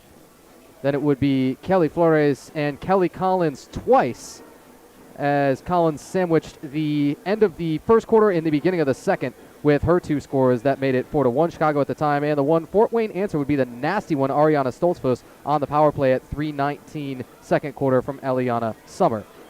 Once more, I'm Tanner White, and I am happy to be joined again. I know you're running around, and take a moment to catch your breath if you need to, but by Elizabeth Rubino. That is me. Are you all back now? Are you? I am. I took a couple deep breaths before I got reacquainted here with the equipment. And tell me what you had to say to the Chicago goalkeeper, Joanna Mercado. I told Joanna that she's been doing a really great job, and to keep it up, her distribution's been phenomenal. She's been finding every layer of the field, and just that I'm really proud of her. And goalkeeper to goalkeeper, I just kind of hit her a couple of times, in a nice way, and just help keep her amped up, and told her that I wanted to keep seeing what she's been doing, that she's been doing a great job with saves, and to keep talking to her defense. Let me tell you something. It's kind of been well documented. I am a power lifter and have competed in that. You want to talk about back slaps? I mean, like, viciously slapping to where it's thrown me off my game a couple of times. And so I appreciate the fact that you could just lightly tap her a little bit and make sure she's in that zone, but just feels that one little wake-up call. Yep. Because I've been there, and it's rocked me before to my absolute core. Yes. And caused me to miss a handful of lifts. Yes. Yeah, we're big on the shoulders in the goalie world. Sure. So I gave her a little bit of encouragement there. And looks like Joe's ready to go. I'm really excited for her. She had a Celsius before the game, got her amped up, and I think it's working well for her. Did you share that? Was that from your personal stash? No, I don't personally drink Celsius. I'm a Red Bull girl through and through. I've had 4 today. So I was going to say, so there's one thing you don't drink. Oh, yes. Folks, if you'll look on your screen in front of you, you will see a soccer match unfolding, and we do have 15 minutes on the clock for quarter number 3 and 30 more for regulation. Fort Wayne, Chicago, and somebody is going to take control. Reyes is called for the foul, question mark, right on that stripe. Is that what you saw? Yes, that is what I saw. And I'm happy to see Cameron Swigard back in goal for Summit City here. She took a ball to the face right there at the end of the half. But she's tough, and she's still in there. So happy to see that. And there's a shot from Yas Macias that Swigard handles without any issue. Yeah, so that's 2 serious scares, you have to say, from her in goal in 2 weeks. But again, played only a handful of minutes, was credited with 19 plus of those. I think that may have been a little bit fudged when she made the return in that one. What we didn't mention is she was scored on right away by Jessica Kennedy of Kalamazoo, their captain and owner, on a free kick. And then from there held on to the 9-8 lead, that slightest of margins, last Sunday at home in the CCC, the Classic City Center.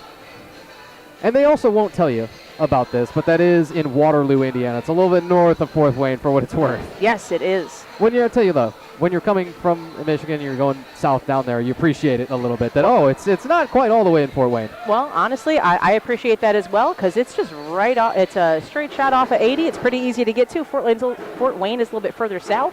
About another half an hour, 45 minutes. So I'll take it. Shannon Walter here trying to intercept that pass. See Swigard out of the goal, but Swigard able to chest that down while she's not able to touch the ball with her hands. Very heads-up play by Swigard and by Walter. I'm glad you said that. That is really smart, because we've seen, and it's been on the rule book, but not always enforced properly. Correct. Goalkeepers serving their own time penalties. You handle that outside the box as a keeper there, like that position that Swigard was in, and you're out of there, and they've got to make a goal change.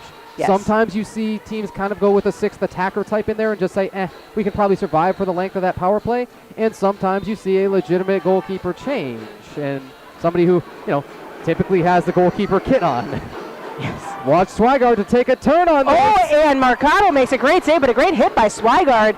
Mercado really had to get up there. So she's now...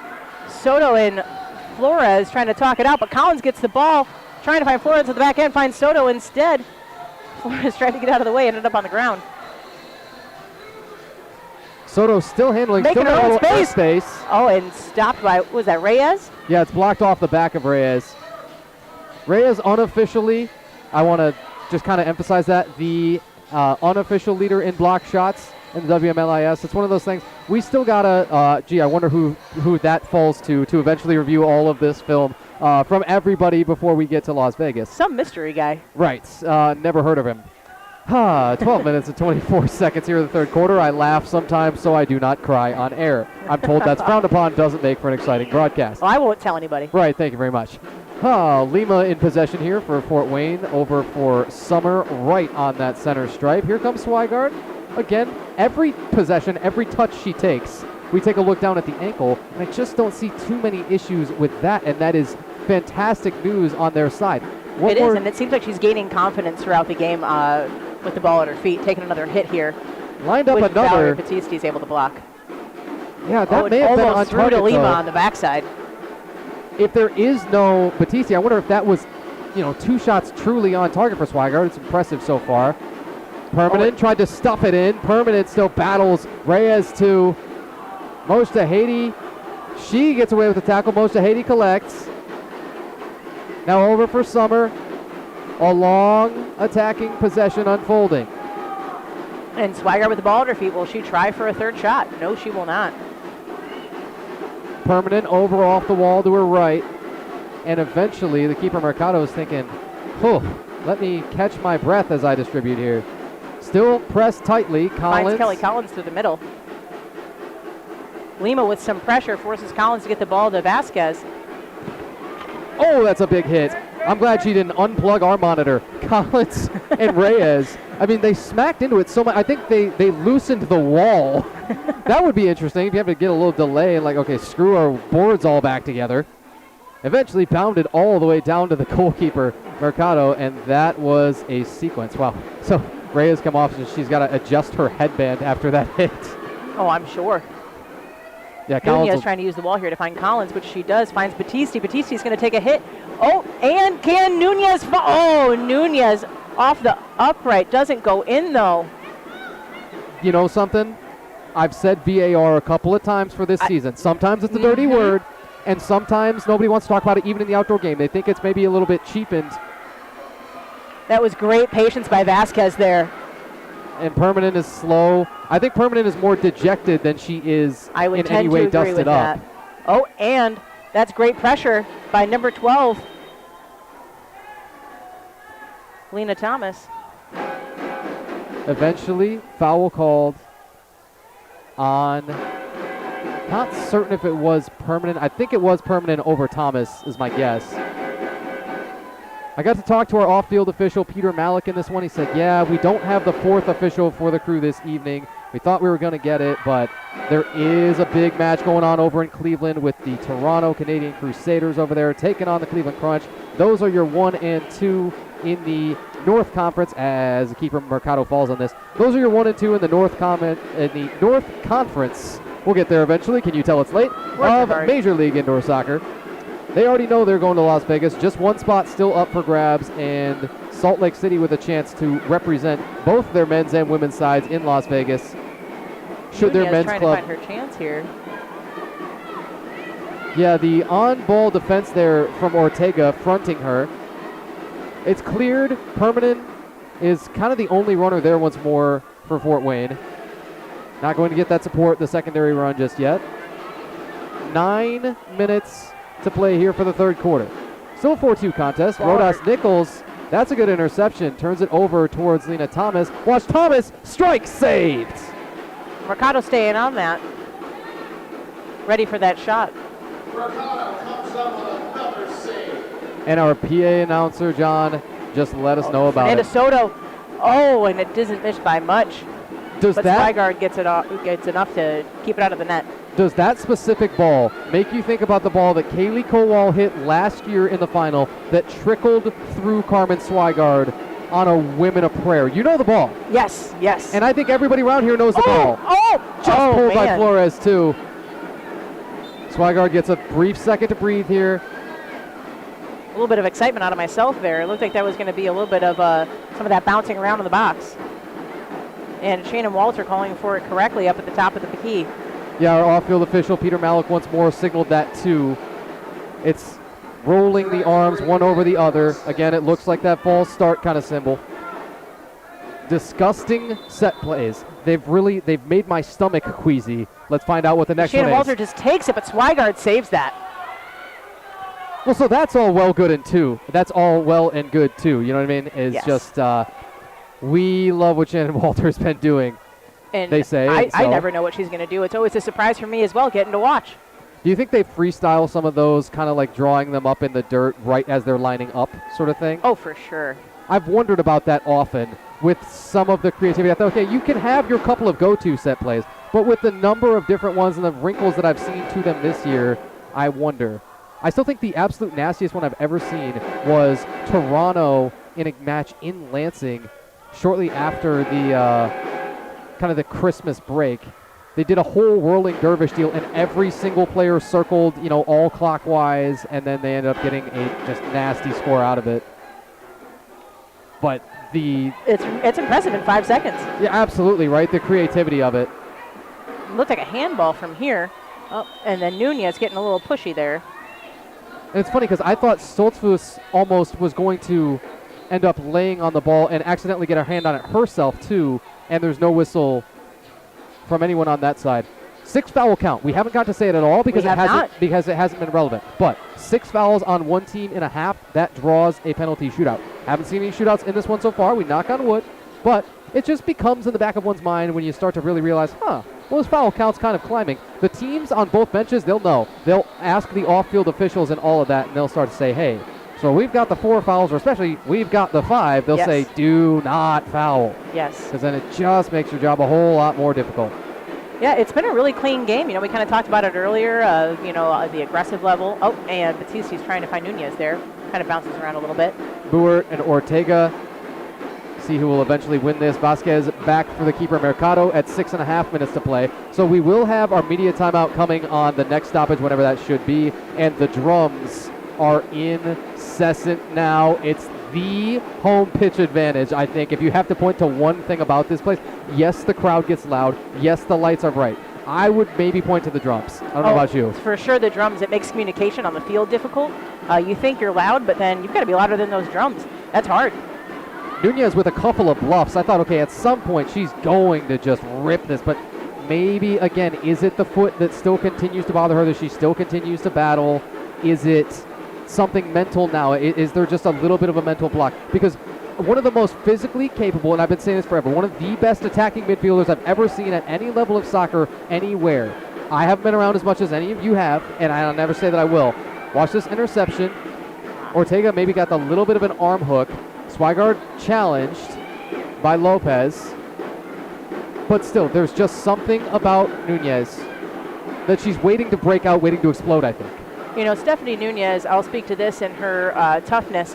Stephanie Nunez's both of her feet could be hanging on by a tendon, and as long as the ball's at her foot, she's going to give it every single ounce that she has got if she's got that goal in sight. Ortega tapping this in the area of Weisman. No further attack to be had.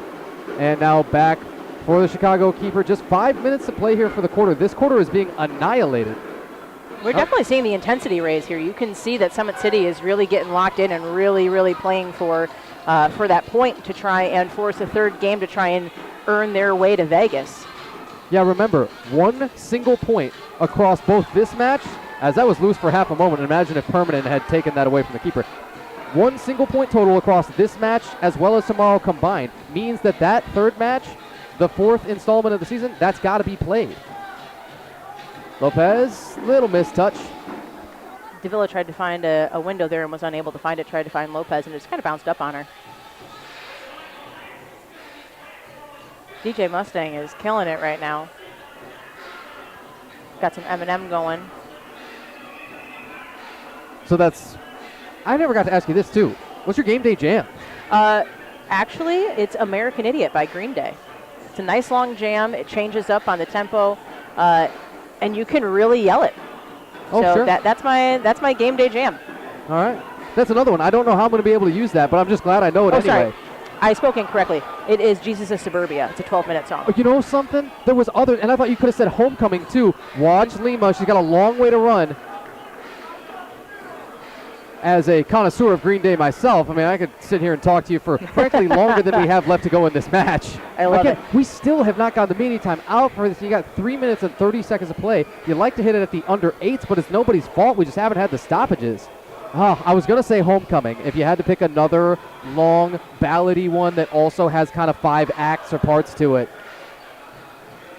Reyes. Great pressure by Soto there, trying to keep it down here. Yeah, and Reyes kind of swung and missed at it, and that made everybody's defensive job more difficult for the Fort Wayne side. Lima pressuring Mercado. Mercado able to get it away. Yeah, if Lima gets half a touch more on that, that thing could be netted. And not much Mercado could do. Walter, little chip up to the left. Running it down, Macias. Oh, finds Flores. Could Flores get another one here? Oh, it bounces off of Mojtahedi.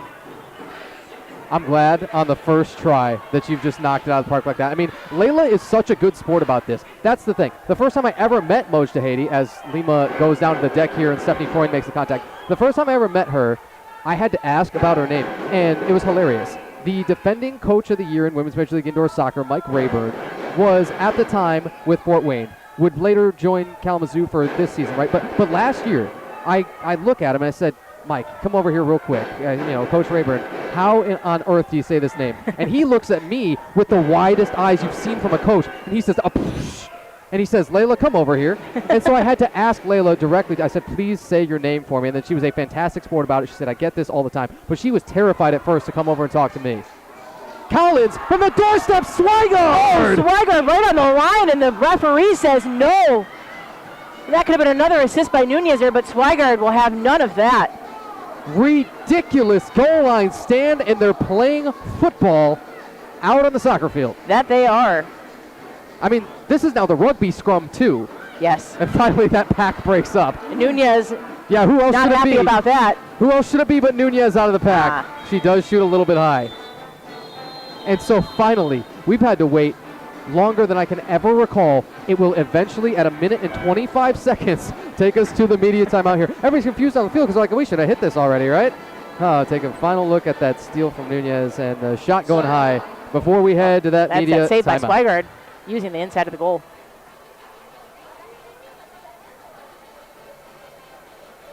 It's another great angle of it.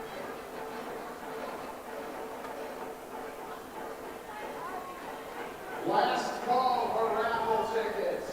Couldn't be closer. El festival más VAR. esperado del verano está de regreso en Elgin. Este sábado 13 de junio vive el Micheleros Fest en Festival Park desde las 2 de la tarde. Disfruta un super concierto con los 2 de Tamaulipas. La empresa se fue para arriba y el chaval anda bien pila.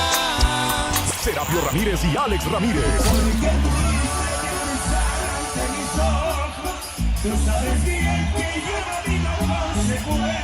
La séptima banda. Yo no soy gente de ni un cartel, pero soy bravo como la ven. Los contrabandistas. Quiero ser como el aire. Y aún faltan artistas por confirmar. Además, micheladas, comida deliciosa, bebidas, vendedores y diversión para toda la familia. Boletos Early Bird, solo $25. Niños menores de 10 años entran gratis. Compra tus entradas ahora en elginmichefestival.com. Elgin Miche Fest, este sábado 13 de junio en Festival Park, donde el verano sabe mejor. And we make our triumphant return from one of the latest media timeouts. We speculate the latest media timeout in the history of Women's Major League Indoor Soccer. Did you think we weren't going to make some history in this match, Liz? Oh, I knew we were going to. There's so much on the line here, and these teams, both very strong. Both have a lot to show each other, too. I mean, these teams have not faced each other since week 1 of the WMLIS. So we've got some different faces in both lineups here, so it's an exciting time. Yeah, that week 1 match feels like it was 10 years ago. It really does. And then the inaugural match, it's funny, those just happen to be the exact same date, January 17th of both seasons, right? 2025 and 26. The chippy just a little bit far from Rodas Nichols. But those both feel like they're eons ago, and they had some very different feels to them. So the very first inaugural match of WMLIS, as we got a foul right along the board here, Moj Tahiti is dropped. The very first match featured Fort Wayne and Kalamazoo at Kalamazoo's place. That was, it's history in every way. When you just begin the league and you kick off for the very first time, Kalamazoo scored the very first goal of that one from Maria Maurer at about 5:05 of the first quarter. I'm wondering if they're saying Rodas Nichols has got to come off because of how much blood is on her little turf burn. I don't know if you've seen that. It's on her left leg. And she was... It does appear that's what they're calling her for, yes. And yeah. Now she's going to get some attention here on the bench. Yeah, that's unfortunate. But that's exactly what our referee signaled. I had seen it, and now they're just kind of like going to maybe douse it with water or something. There's not much to do as you don't have a trainer going all the way over there to really take care of it. Eventually you hope that it gets wrapped, but it's just an open little turf burn. And oh, okay, now I see a little bit more blood, and never mind, I get it now. All right, folks. Again, soccer match, if you look on the screen here, 40 minutes to play still or 40 seconds to play for this quarter. I'm telling you. Definitely a contact sport. Yeah, absolutely. And Rodas Nichols maybe on that last attacking possession got a little further skinned. Down to 25 seconds. Here is the keeper, Carmen Swigard for Fort Wayne. Another superlative performance. She's cooking up in goal. However, her team trails 4-2. Once more, your all-time leader in saves in Women's Major League Indoor Soccer, and came in second this season in saves. It looks like we're getting a little bit of a late whistle here. And that will bring us to the end. Oh, no, 13 seconds left. Oh, see, PA announcer got juked out too. John, man, you killed me. I said, no, it can't be. Not yet, not like this. Whistle, foul here. A blue card for Fernanda Soto for that shoulder. And Fernanda might get another card here for kicking that ball. And there it is. Oh. A yellow. And do you know, I'm certain that you do, and that might be a second yellow. If it is, and she accumulates 3 at once, you're gone. Yep. And that wouldn't be the first time for Soto. That's the thing. That would not be, no. That happened in a Zoo City game, which was also a home game. And there it is. It's all 3 cards on Soto, with the 4th being the red. She's gone. And it looks like Chicago Mustangs coach is now trying to get clarification passionately from the referee here on the side. So, first is for the contact on the field. Second, dissent likely. That's likely the yellow dissent, card, likely right? dissent. Then third, probably unsportsmanlike gesture or a conduct or something. And you add it all up, the 3-time penalties has always been equal to the red card, and you're gone. You get 3 at once, though. That's unprecedented. We've never seen that. Well, you said we were going to make history today, Tanner. Uh-huh. You said it. Not like how I meant that.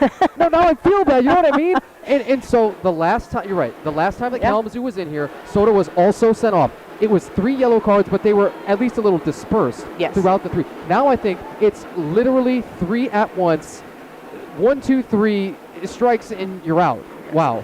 Yeah, we have head coach and captain Shannon Walter trying to gain understanding from the from the referee on the field. And then we have bench coach Alex trying to gain understanding from the referee on the sideline here. So it looks like we're still working on getting all this sorted out. And can I give you one more thing on the rules? So, on the rules of this, you had the normal blue card for Soto that stopped play. Yes. That's going to give the 2-minute power play. When you also have an ejection for the 3-time penalties, you get the red card. That comes with an additional blue. It's 3 on 5. You should have 2 defensive players for Chicago in the penalty box. You should have 4 minutes of penalty time. Let's listen. Let's listen in here and see what our PA announcer can pick up. Because Chicago still has 4 players on the field, and they do, but undeniably it's blue card. Correct. From the first. Maybe are they saying that the red was for something else to Soto? Technically, that's possible? Possible. Definitely possible. Oh, this is a murder of a sequence to try and sort out. And we still have only 7 seconds left for the quarter. Now, that's looks like the PA announcer is trying to figure out what exactly to say. It says just blue and 1 yellow. Now, I don't think what the PA announcer is announcing. Right. I don't think it can be 6 because that's Sangjun Hornuer. Correct. And that can't be. And I don't know it's definitely number 32. And yeah. I think that's just a just a communication issue. But our off-field official, Peter Malik, is literally getting his workout in, going to both benches and just explaining every it's single possible thing. he was doing math. Yeah, it might have been. Last couple of seconds for this Lima quarter on the power ball, play surprisingly. time. Summer shot blocked. Final tick as And Boshahedi pumped it. Now we're into the fourth quarter. Yeah, just like how you thought we would be in exactly the game you thought we'd be in, right? Exactly, just like we planned it. Fat chance, folks. 4-2, though. Chicago still leads here at home from Grand Sports Arena. Tanner White and Elizabeth Rubino. We will take it to the fourth quarter coming up. Nace de la tierra y el tiempo. 7 años de espera hasta que la agave alcanza su punto exacto. La piña se cuece lentamente en horno de mampostería, respetando el proceso, respetando el origen.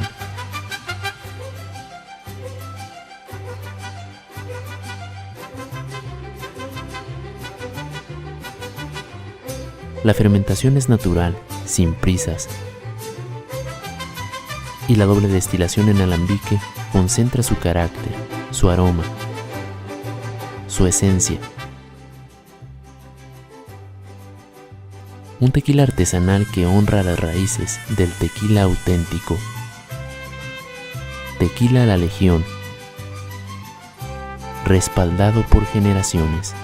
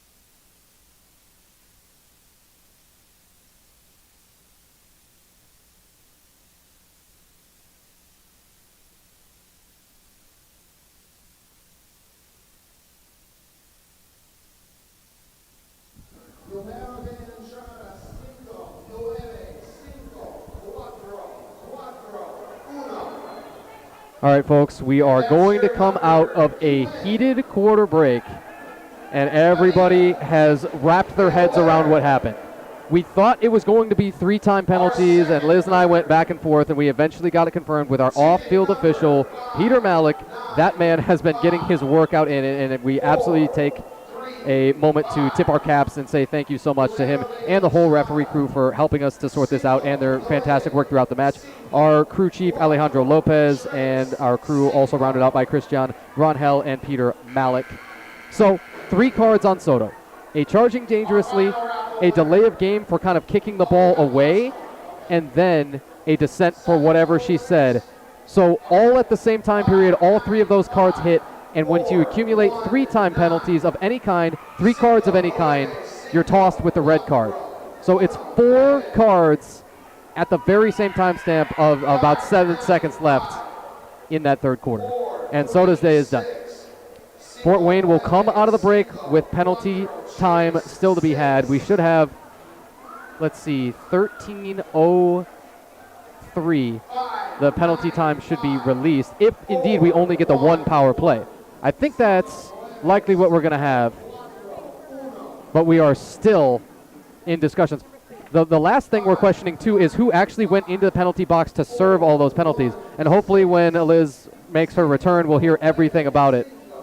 But until then, we will tell you that that is the second all-time red card here in Women's Major League Indoor Soccer, and Fernanda Soto has both of them. Unbelievable sequence. And it does give Fort Wayne a huge boost in terms of their pursuits of getting back into this one. The goalkeeper comparisons, we'll just give you a little bit of that as we come back in. Carmen Swigard saving 12 out of 16 so far for a 75% clip, and Joanna Mercado saving 11 of 13 for an 846 clip. Welcome back for quarter number 4, Liz. Happy to be here. Yeah. You want to talk to me about your chat over there? Did you get to talk to Peter Malik and get to talk to the whole side and see who was in the penalty box and all that stuff? So I did get to see that America Navarro is going to be serving that blue card there in the penalty box. And just one blue card, correct? Correct, just one blue card. And that was the original, the very first penalty against Soto within the sequence. Correct. Then the other two were for non-play. You had delay of game and then dissent. And as those all end up, as we mentioned, just wide. Great tip by Mercado there. Oh, Mojtahedi, I think, a little bit frustrated. Wants to get it back, though. Again, Mojtahedi has a 7-point career high. That's and that wide was by Reyes. Yeah, just a little bit.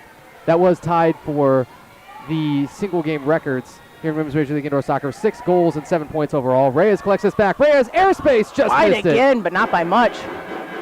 No, you're right. And it's another long attacking possession unfolding. Summer. Well, we're still in that power play time here. Yeah, you've got 13:03 that this power play should run out. If, again, we have the one blue card, as Navarro will be the one released when that eventually runs out.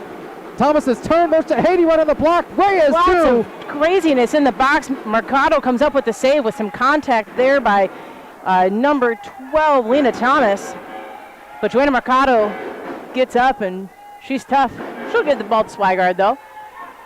And Fort Wayne might have just one more chance to put up a shot with advantaged time. And Stephanie Friend says, get out of here. Yeah, I think that might have just shut down the whole power play opportunity. Doors open and to the America box. Navarro is being released into the bench, and here comes Kelly Flores to help out. Save, rebound! Lena Thomas, when you need it most. She's the one to get him for Fort Wayne. Oh, so often that's your leading scorer for the Sentinels. And they've got life. It just got even more interesting. You thought this was going to be a boring match, right? That was what we were talking about all pregame, I think. 100%. Oh, forget about it. Brought my cot with me. Yeah, right, for sure. And you needed all those energy drinks just to stay awake, I'm told. Always. And do you have one more Red Bull, like before we get to, because there's going to be another media timeout, right? I just want to warn you and make sure that you're ready. Oh yeah, I'm going to shotgun it. Okay, good. That should give you, allow you to finish it within the time that we've got for the break. That's good news. 4-3 contest, and this feels in some ways just like that inaugural championship. Save for Swigard too. That's nasty. Another right ankle save. Again, I think the ankle is now a non-issue. I would tend to agree. I didn't think we'd be saying that. I thought it was going to hobble her. I thought it was going to slow her up. And then I remembered, do you know what's one of her biggest hobbies in the offseason? I don't know if you've heard this. I have not. Bodybuilding. Ah. And so I think that is where you are utterly controlled by something different. Yes. You have a switch that you're able to flip, and you can just turn off the pain. You can just, when you've got to find it, when you've got to perform physically, you can do it no matter what the circumstance is, no matter what your body's trying to tell you to do. I think that's Carmen Swigard. Under 12 minutes to play, 4-3 contest, still awaiting an equalizer. But on the Chicago side, you think, well as Mercado has played, one, maybe two more for us, and we kind of feel like, well, we can lock this up. Summer and Nunez crossed in for Permanen, and Chicago looking to turn it around. Flores tries to, yes, Macias tries to get that back to Flores on the overlap. Unsuccessful. Summit City building now. Yeah, they are, and I still see Eliana Summer as much more involved in the attack now. Again, from making the move to midfield, has been one of the top defenders around this league, and has been known for it, and now has been involved on crucial attacks. Swigard, the keeper, staring down options. Yes. And she's wide. And here comes the rebound shot. Permanen. And it's in. Permanen, kaboom! And there's your equalizer at 11-11. Some feels all lucky about that. Make a wish. Right. So let's see. Is Swigard, the keeper, going to get the assist there? Off it comes right off to Permanen. One yes, touch, second indeed. touch goal. That's the second assist on the season for the goalkeeper, Carmen Swigard. And Mercado gets a touch on it, but not quite enough. Vivian Permanen has done nothing but score huge goals in the 3 games that she's been in with this squad. Just over the head of Swigard. Wow, they're really testing her ankle out, just making her even do that, like, tiniest of hops. You recoil a little bit. But this club is making noise, this place is making noise, and this should be one of the best matches that Women's Major League Indoor Soccer has to offer this season. Kaylee Colwell with the turn to the goal! Kaylee Colwell says, I've got one for you. Sometimes a player just has your number as Joanna a keeper, Marcano right? says, thank you so much. Yes. A player having your number as a keeper. Have you ever been there and there was somebody that you just couldn't get and they could just get you? Yes. I think that's Kowal maybe. Kowal is a phenomenal player. She's so smart. She's so patient. She makes great decisions on timing her runs. I'm glad she's on our team. Kowal nets that score right after the Fort Wayne score to even it. And right back to a 5-4 lead. 10.5, fourth quarter. The fireworks waited, but now they've found us. Collins and Weisman down in that corner. Permanent lurking too. Joanna Mercado finds Kaylee Kowal out wide. Battisti, now that was a fun back heel touch for the keeper And too. here comes pressure from behind.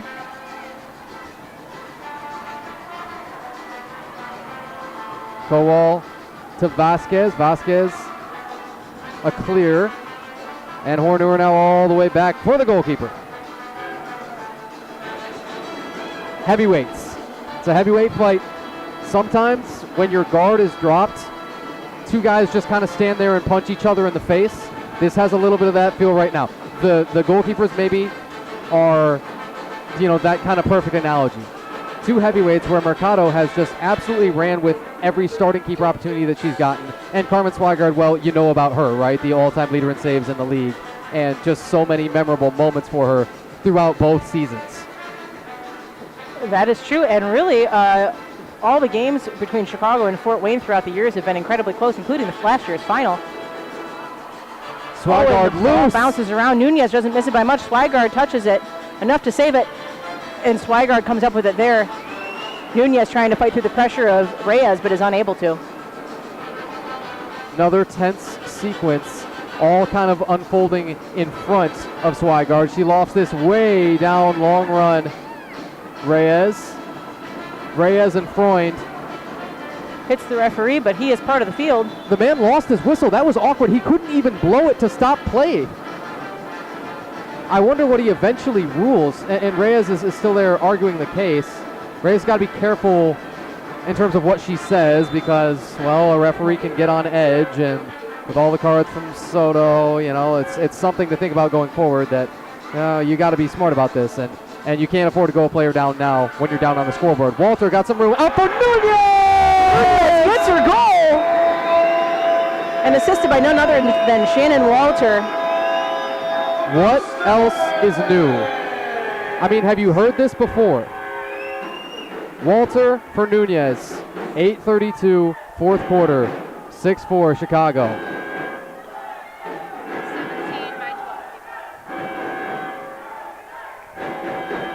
Have you heard that one before? Walter I've heard Nunez? it a couple of times. It's one of the best hits. They're playing all the hits around here, and that's what we like most. Oh, another three-line violation here. Attention fans, Yep, the second one that we've seen called. The three-line pass once more will create the free kick over for Hornewer. Rodas Nichols is a little frustrated with herself on that one. St. John Horwer is on the ball here. Battisti touched right back for her, and then she's just stuffing that right into Lena Thomas. Doesn't go much of anywhere. Lima off the wall back for the keeper, Swigard. She's going to put it down quickly. And again, goalkeepers, they're not subject to that same three-line pass. Watch Moshe Haiti with room. Oh, she plunked it. Doesn't miss by much. It's the inside corner of the post, but not inside enough to bounce out. And that really meant something. Do you know what I mean? That singular shot missing right there. It just... We're going to have momentum swings. We're going to have some dramatic plays, and great players are going to make great plays towards the end of this game. But that one from Moshe Haiti was just surprising to see not go in there. Battisti going to be a little frustrated. Now we are signaling media timeout coming at 7 minutes 38 seconds of the fourth quarter. A juicy one unfolding as they take it to the breakdown on the field. We will take one more media break and be back with you from Grand Sports Arena in just a few with a 6-4 score. El festival más esperado del verano está de regreso en Elgin. Este sábado 13 de junio vive el Micheleros Fest. El Festival Park desde las 2 de la tarde. Disfruta un super concierto con los 2 de Tamaulipas. La empresa se fue para arriba y el chaval anda bien pila. Serapio Ramírez y Alex Ramírez.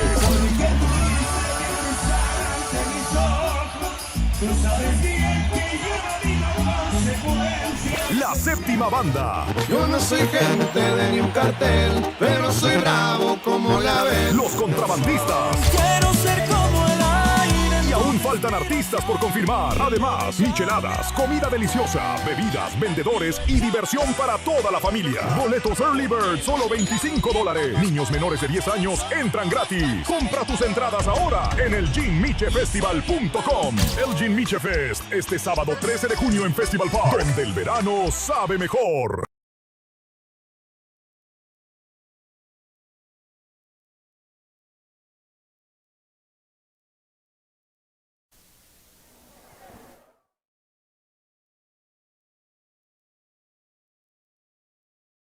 Of the Chicago Mustangs. Call 847-805-6622 today.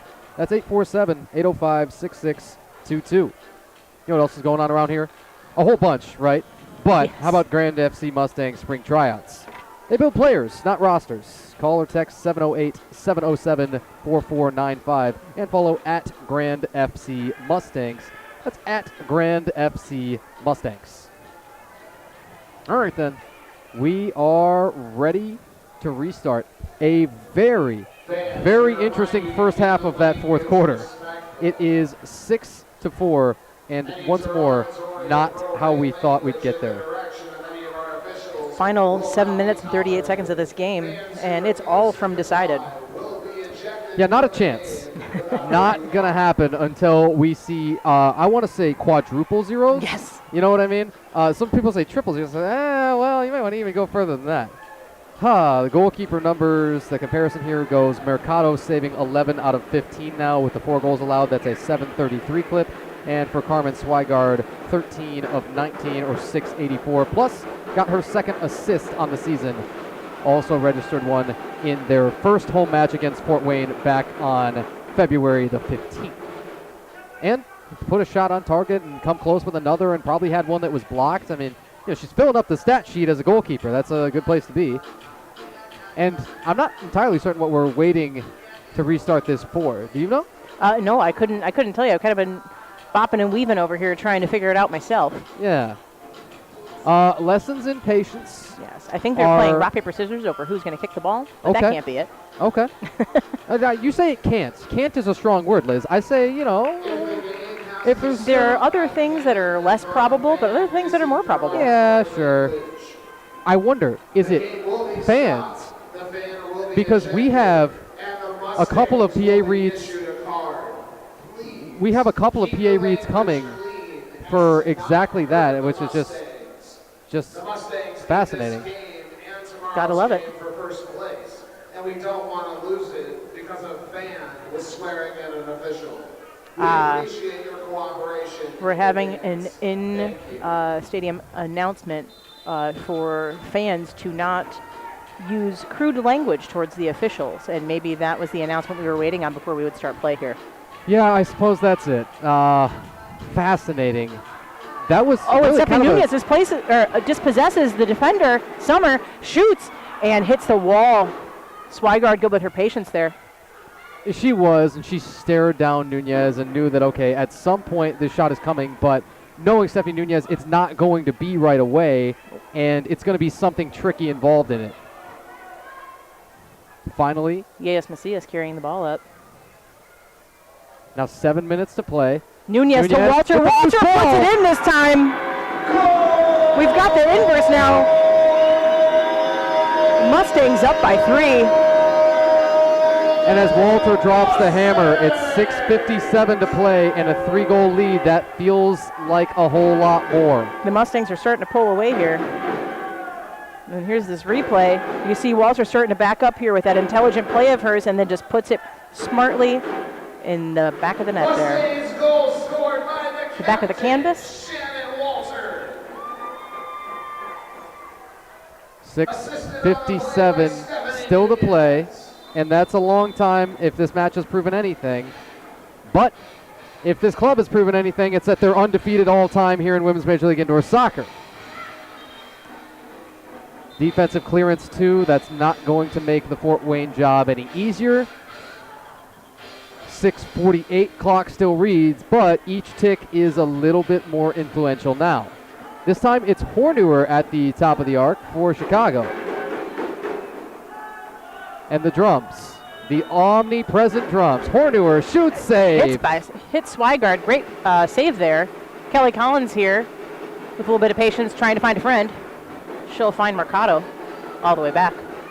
So Swigard's probably going to rack up a little ball logo right on the knee from that one, and then... Oh, it's Collins with a sick volley goal!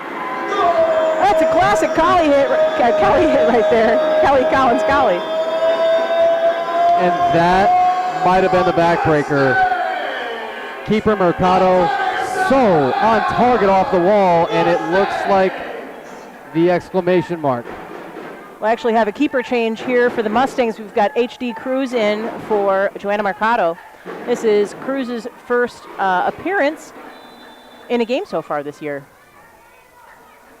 It's this cadre of keepers that no matter who they turn to, they've just been getting it done. Number 7, Kelly Collins. Collins chips on another. 6:18 in the fourth from the keeper Mercado. And now Fort Wayne needs a whole lot and not a lot of time. And they nearly got the one. It's got to start with that first Moshahedi and shot. Cruz makes the save.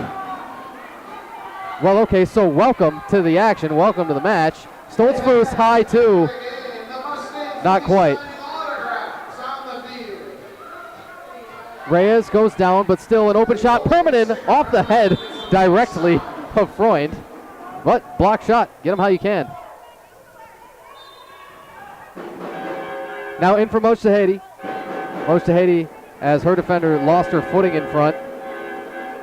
Walter and Thomas, that's 12 and 12. Walter shielding off Thomas with her right arm. Launches down to Swigard. And that's a handball by Swigard outside of the box. That should be a card. There it is, the blue card for Cameron Swigard. So now the option... Moshahedi getting ready to go in here. Yeah, we knew that would be their first choice. And again, Coach Esperanza Castillo told us that. This time, not because of injury. That's the only kind of positive that you can say for Swigard is that she doesn't depart with injury that time. But the card goes on her. That's a really unfortunate handball for her. It's really just kind of happenstance. Yeah, that ball kind of caught her. Again, Moshahedi, a fabulous and that's keeper. A 6. It looks like we're about to have a shootout. That's one of those, it's an automatic shootout. You can't have the foul to go with it too. So you get the automatic because of the goalkeeper handling, the shootout that comes off of it. If this shootout is unsuccessful, then you go into the power play time. However, Tanner, for your expertise per usual, we've got Nunez on the ball against Moshahedi, and Moshahedi saves it. Nunez tries to nutmeg her. Moshahedi says no. Even so, they're playing down, and they've got to make some noise. Patience here.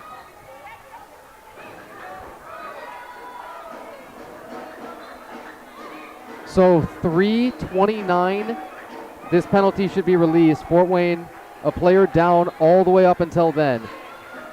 And the Mustangs fans are doing their job making some noise. I just actually got a notification on my watch that I'm in a loud environment. Oh, are you really? I sure am. Who would have guessed? Honey Days Cruz, your goalkeeper. Is that 49, the reserve keeper kit? In this color, yes. That's what I thought, because I've seen that before.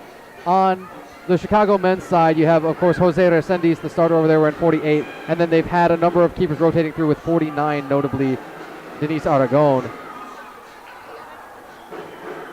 Jennifer Lopez getting dispossessed there. Moshahedi, once more, is your goalkeeper. Strong word that may be, but she is marked by that neon penny. Not because she's inexperienced in it or they don't feel confident in her, just because of not having an actual reserve keeper kit. She's marked just by that penny. Swigard still in the box. would be released on And goal by Jennifer Lopez. Assist by Hannah Larson. All right, so then it appears the questions are answered. At 3 minutes and 56 seconds of the fourth quarter. And Mojtahedi will come off, and Swigard is released back into the goal.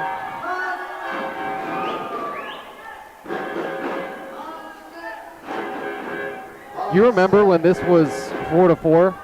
Yeah, that was not that long ago. Uh-huh. And now here we are at 9-4. The Mustangs said not so fast.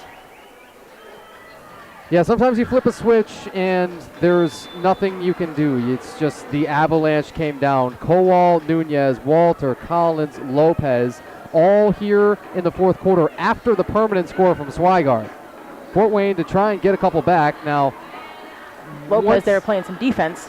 Yeah, well, you can only spend so much time defending now. Great save by HD. Oh, now Cruz kind of fumbled this at first. Wiesman stuffed it right back into her. She tried to pull that ball back before she released it. Ended up letting it go a little bit lightly. Was able to recover and intelligently handling the ball inside of the box there. The slide is going to put this out for another defensive clearance called against the Sentinels side. At 3 minutes and 14 seconds, ball goes back to the top of the arc. As if the Mustangs needed any more help here. They've been dastardly on so many different set pieces. And like I'm saying, right now you see Nunez and Walter just like cooking something up. Like they're scheming, plotting, downright conniving. Dangerous minds, but St. Jude will take the shot, and Swigard with the save. Kelly Collins back to St. Jude Horware. Nunez out to Walter. And the Mustangs aren't letting their foot off the gas yet. Oh, Collins doesn't miss by much. And here's Kelly Flores out here. And that's going to deflect up into the net. It looks like we're going to get another try here at the top of the arc. Oh, nope, sorry. That goes in for a corner attempt. It will be Walter to take it from this right corner. Walter, touch from Wiesman, but on the Chicago side, possession is 9/10 right now. Know what I mean? Yes. 9-4, still that Chicago lead. 5 unanswered scores since 10:46. And Shannon Walter looking for Kelly Collins off of the wall. A little bit of miscommunication there between the Mustangs. Swigard attempting to find Lima up top, but instead she finds Flores.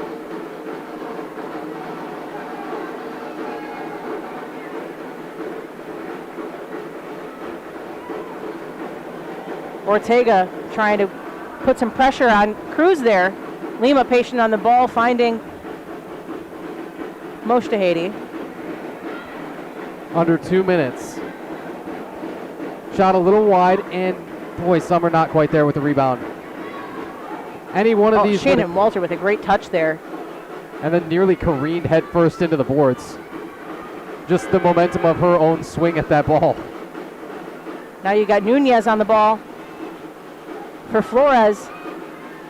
Fun back heel, but will But Ortega was there to interrupt it. And does not yet end in a shot on this possession. Under 90 seconds. And a Collins. shot by Flores, or sorry, Collins, you're correct, and a save by Swigard.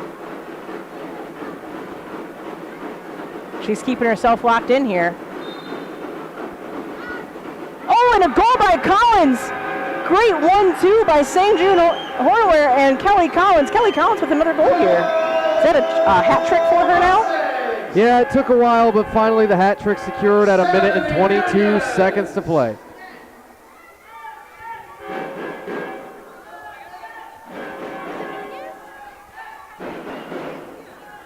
(10-4), good buddy, as the truckers say. And the statement once more is made. This club's going to continue for another evening, undefeated all time.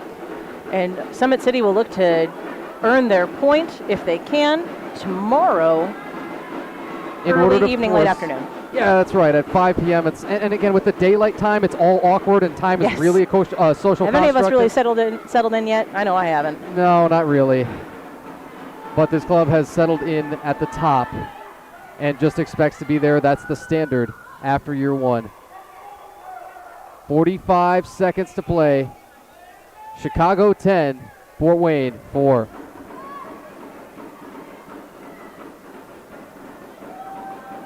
Honey Days Cruz will not be your keeper of record, but that does not take away anything from the performance ever since she's come in there in relief of Mercado. Has kept the sheet clean since. Interception here. Moj Tahiti has eyes ahead. Shot scored! Summit City will not go down without a fight. And you love to see them keep putting in that effort. Moj Tahiti told me before she knew how much she was going to play as a primary defender this season that she wanted that golden boot. And she wanted to take back and even break her own single game scoring records. Hasn't been her role this season. Swigard stuffs that first and another. Down to just 5 seconds. However, Moj Tahiti still got all that striking talent in the world. And that's game. Triple, quadruple zeros, call it what you want, but this game has now officially been decided, and it's been decided in favor of the Mustangs tonight. Yes, it is. The final score for Fort Wayne to to put an end rather to a 5-goal run for Chicago was Layla Moj Tahiti from Rodas Nichols. And the 10-5 final score, those 9 goals charged to Swigard, and then the 1, as she had come out with the card, charged to Moj Tahiti. But this is what Chicago is and what Chicago does, yes? Yes, it is. Chicago never takes their foot off the gas pedal and always expects that they're going to keep putting balls in the back of the net and just keep putting up a relentless defensive effort no matter who's on the field. All right, scoring summary real quick and stats, and we'll get there, and then we'll be done, and everybody can go home, and I think we can go to sleep. It's probably time for that. Natalia Lima opened this up at 13:06 of the first quarter. We thought, oh, that's interesting, and they struck first. The rebound from Lena Thomas, and for the first couple of minutes, Fort Wayne strong out of the gate. Then a 4-goal run. Davila, Flores, Collins. Looks like, okay, it's going to be one of those Chicago Mustangs kind of games. They're going to do what they do. 4-1 there. Fort Wayne brings it all the way back to even between Stoltzfus on a power play, Lena Thomas, and Vivian Permanent from the keeper Swigard herself at 11-11 of the fourth quarter. It was a 4-4 game. What happened from there on is just ridiculous nonsense. I didn't want to go and say it all, but it's all Chicago everything until that final Moj Tahiti score with 18 seconds. That it is. It was a crazy game. It was a fun game. Lots of back and forth, lots of emotions. I know it. Sometimes I was pumped, sometimes I was stressed, but I never wasn't having fun. Yeah, I'm so glad to hear that too, because I mean, if we're not having fun, what are we playing these games for every week and going all this, crazy travel and all that? It is a wild time indeed. All right, well, our PA is going to take it away, and the players are going to be down on the field doing autographs, and everybody's going to be cleaning up, and closing time is going to be playing on speakers and all that stuff, right? But what a good jam. Yeah, and so it's time to get us out of here. We got to thank you once more for joining us, and remember, don't miss the Mustangs as they head to the playoffs in Las Vegas on the 28th and 29th. If you can't make that trip, be sure to find them over on MLIS Pro, or pardon us, streaming exclusively on the National Soccer Network. Shame on me, I forgot. But been a long weekend, folks. And that will do it. All good? Final thoughts? Final thoughts. I'm really excited to see all the kids out on the field looking to get some autographs from our Lady Mustangs. And they will celebrate the 10-5 win over Fort Wayne. I'm Tanner White, joined by Elizabeth Rubino, and it's been such a pleasure to have you over on MLIS Pro TV. Have a good night. Peace.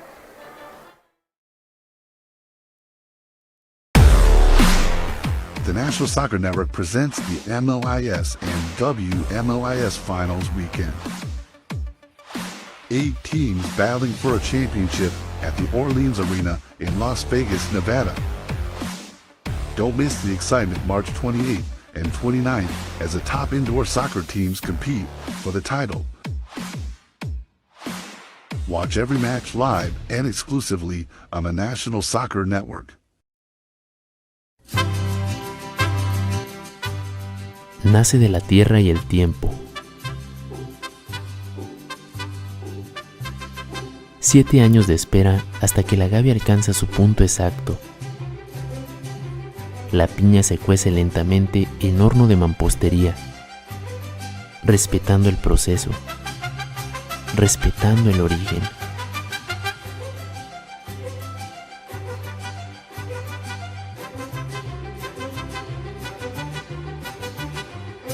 La fermentación es natural, sin prisas, y la doble destilación en alambique concentra su carácter, su aroma, su esencia. Un tequila artesanal que honra las raíces del tequila auténtico. Tequila La Legión, respaldado por generaciones.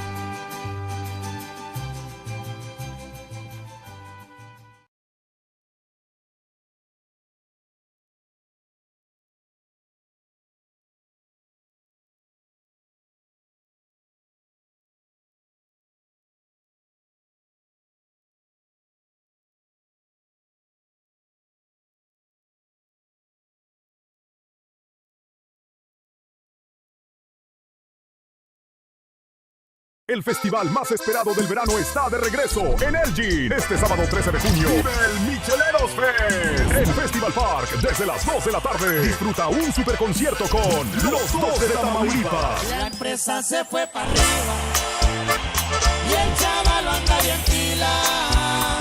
Serapio Ramírez y Alex Ramírez.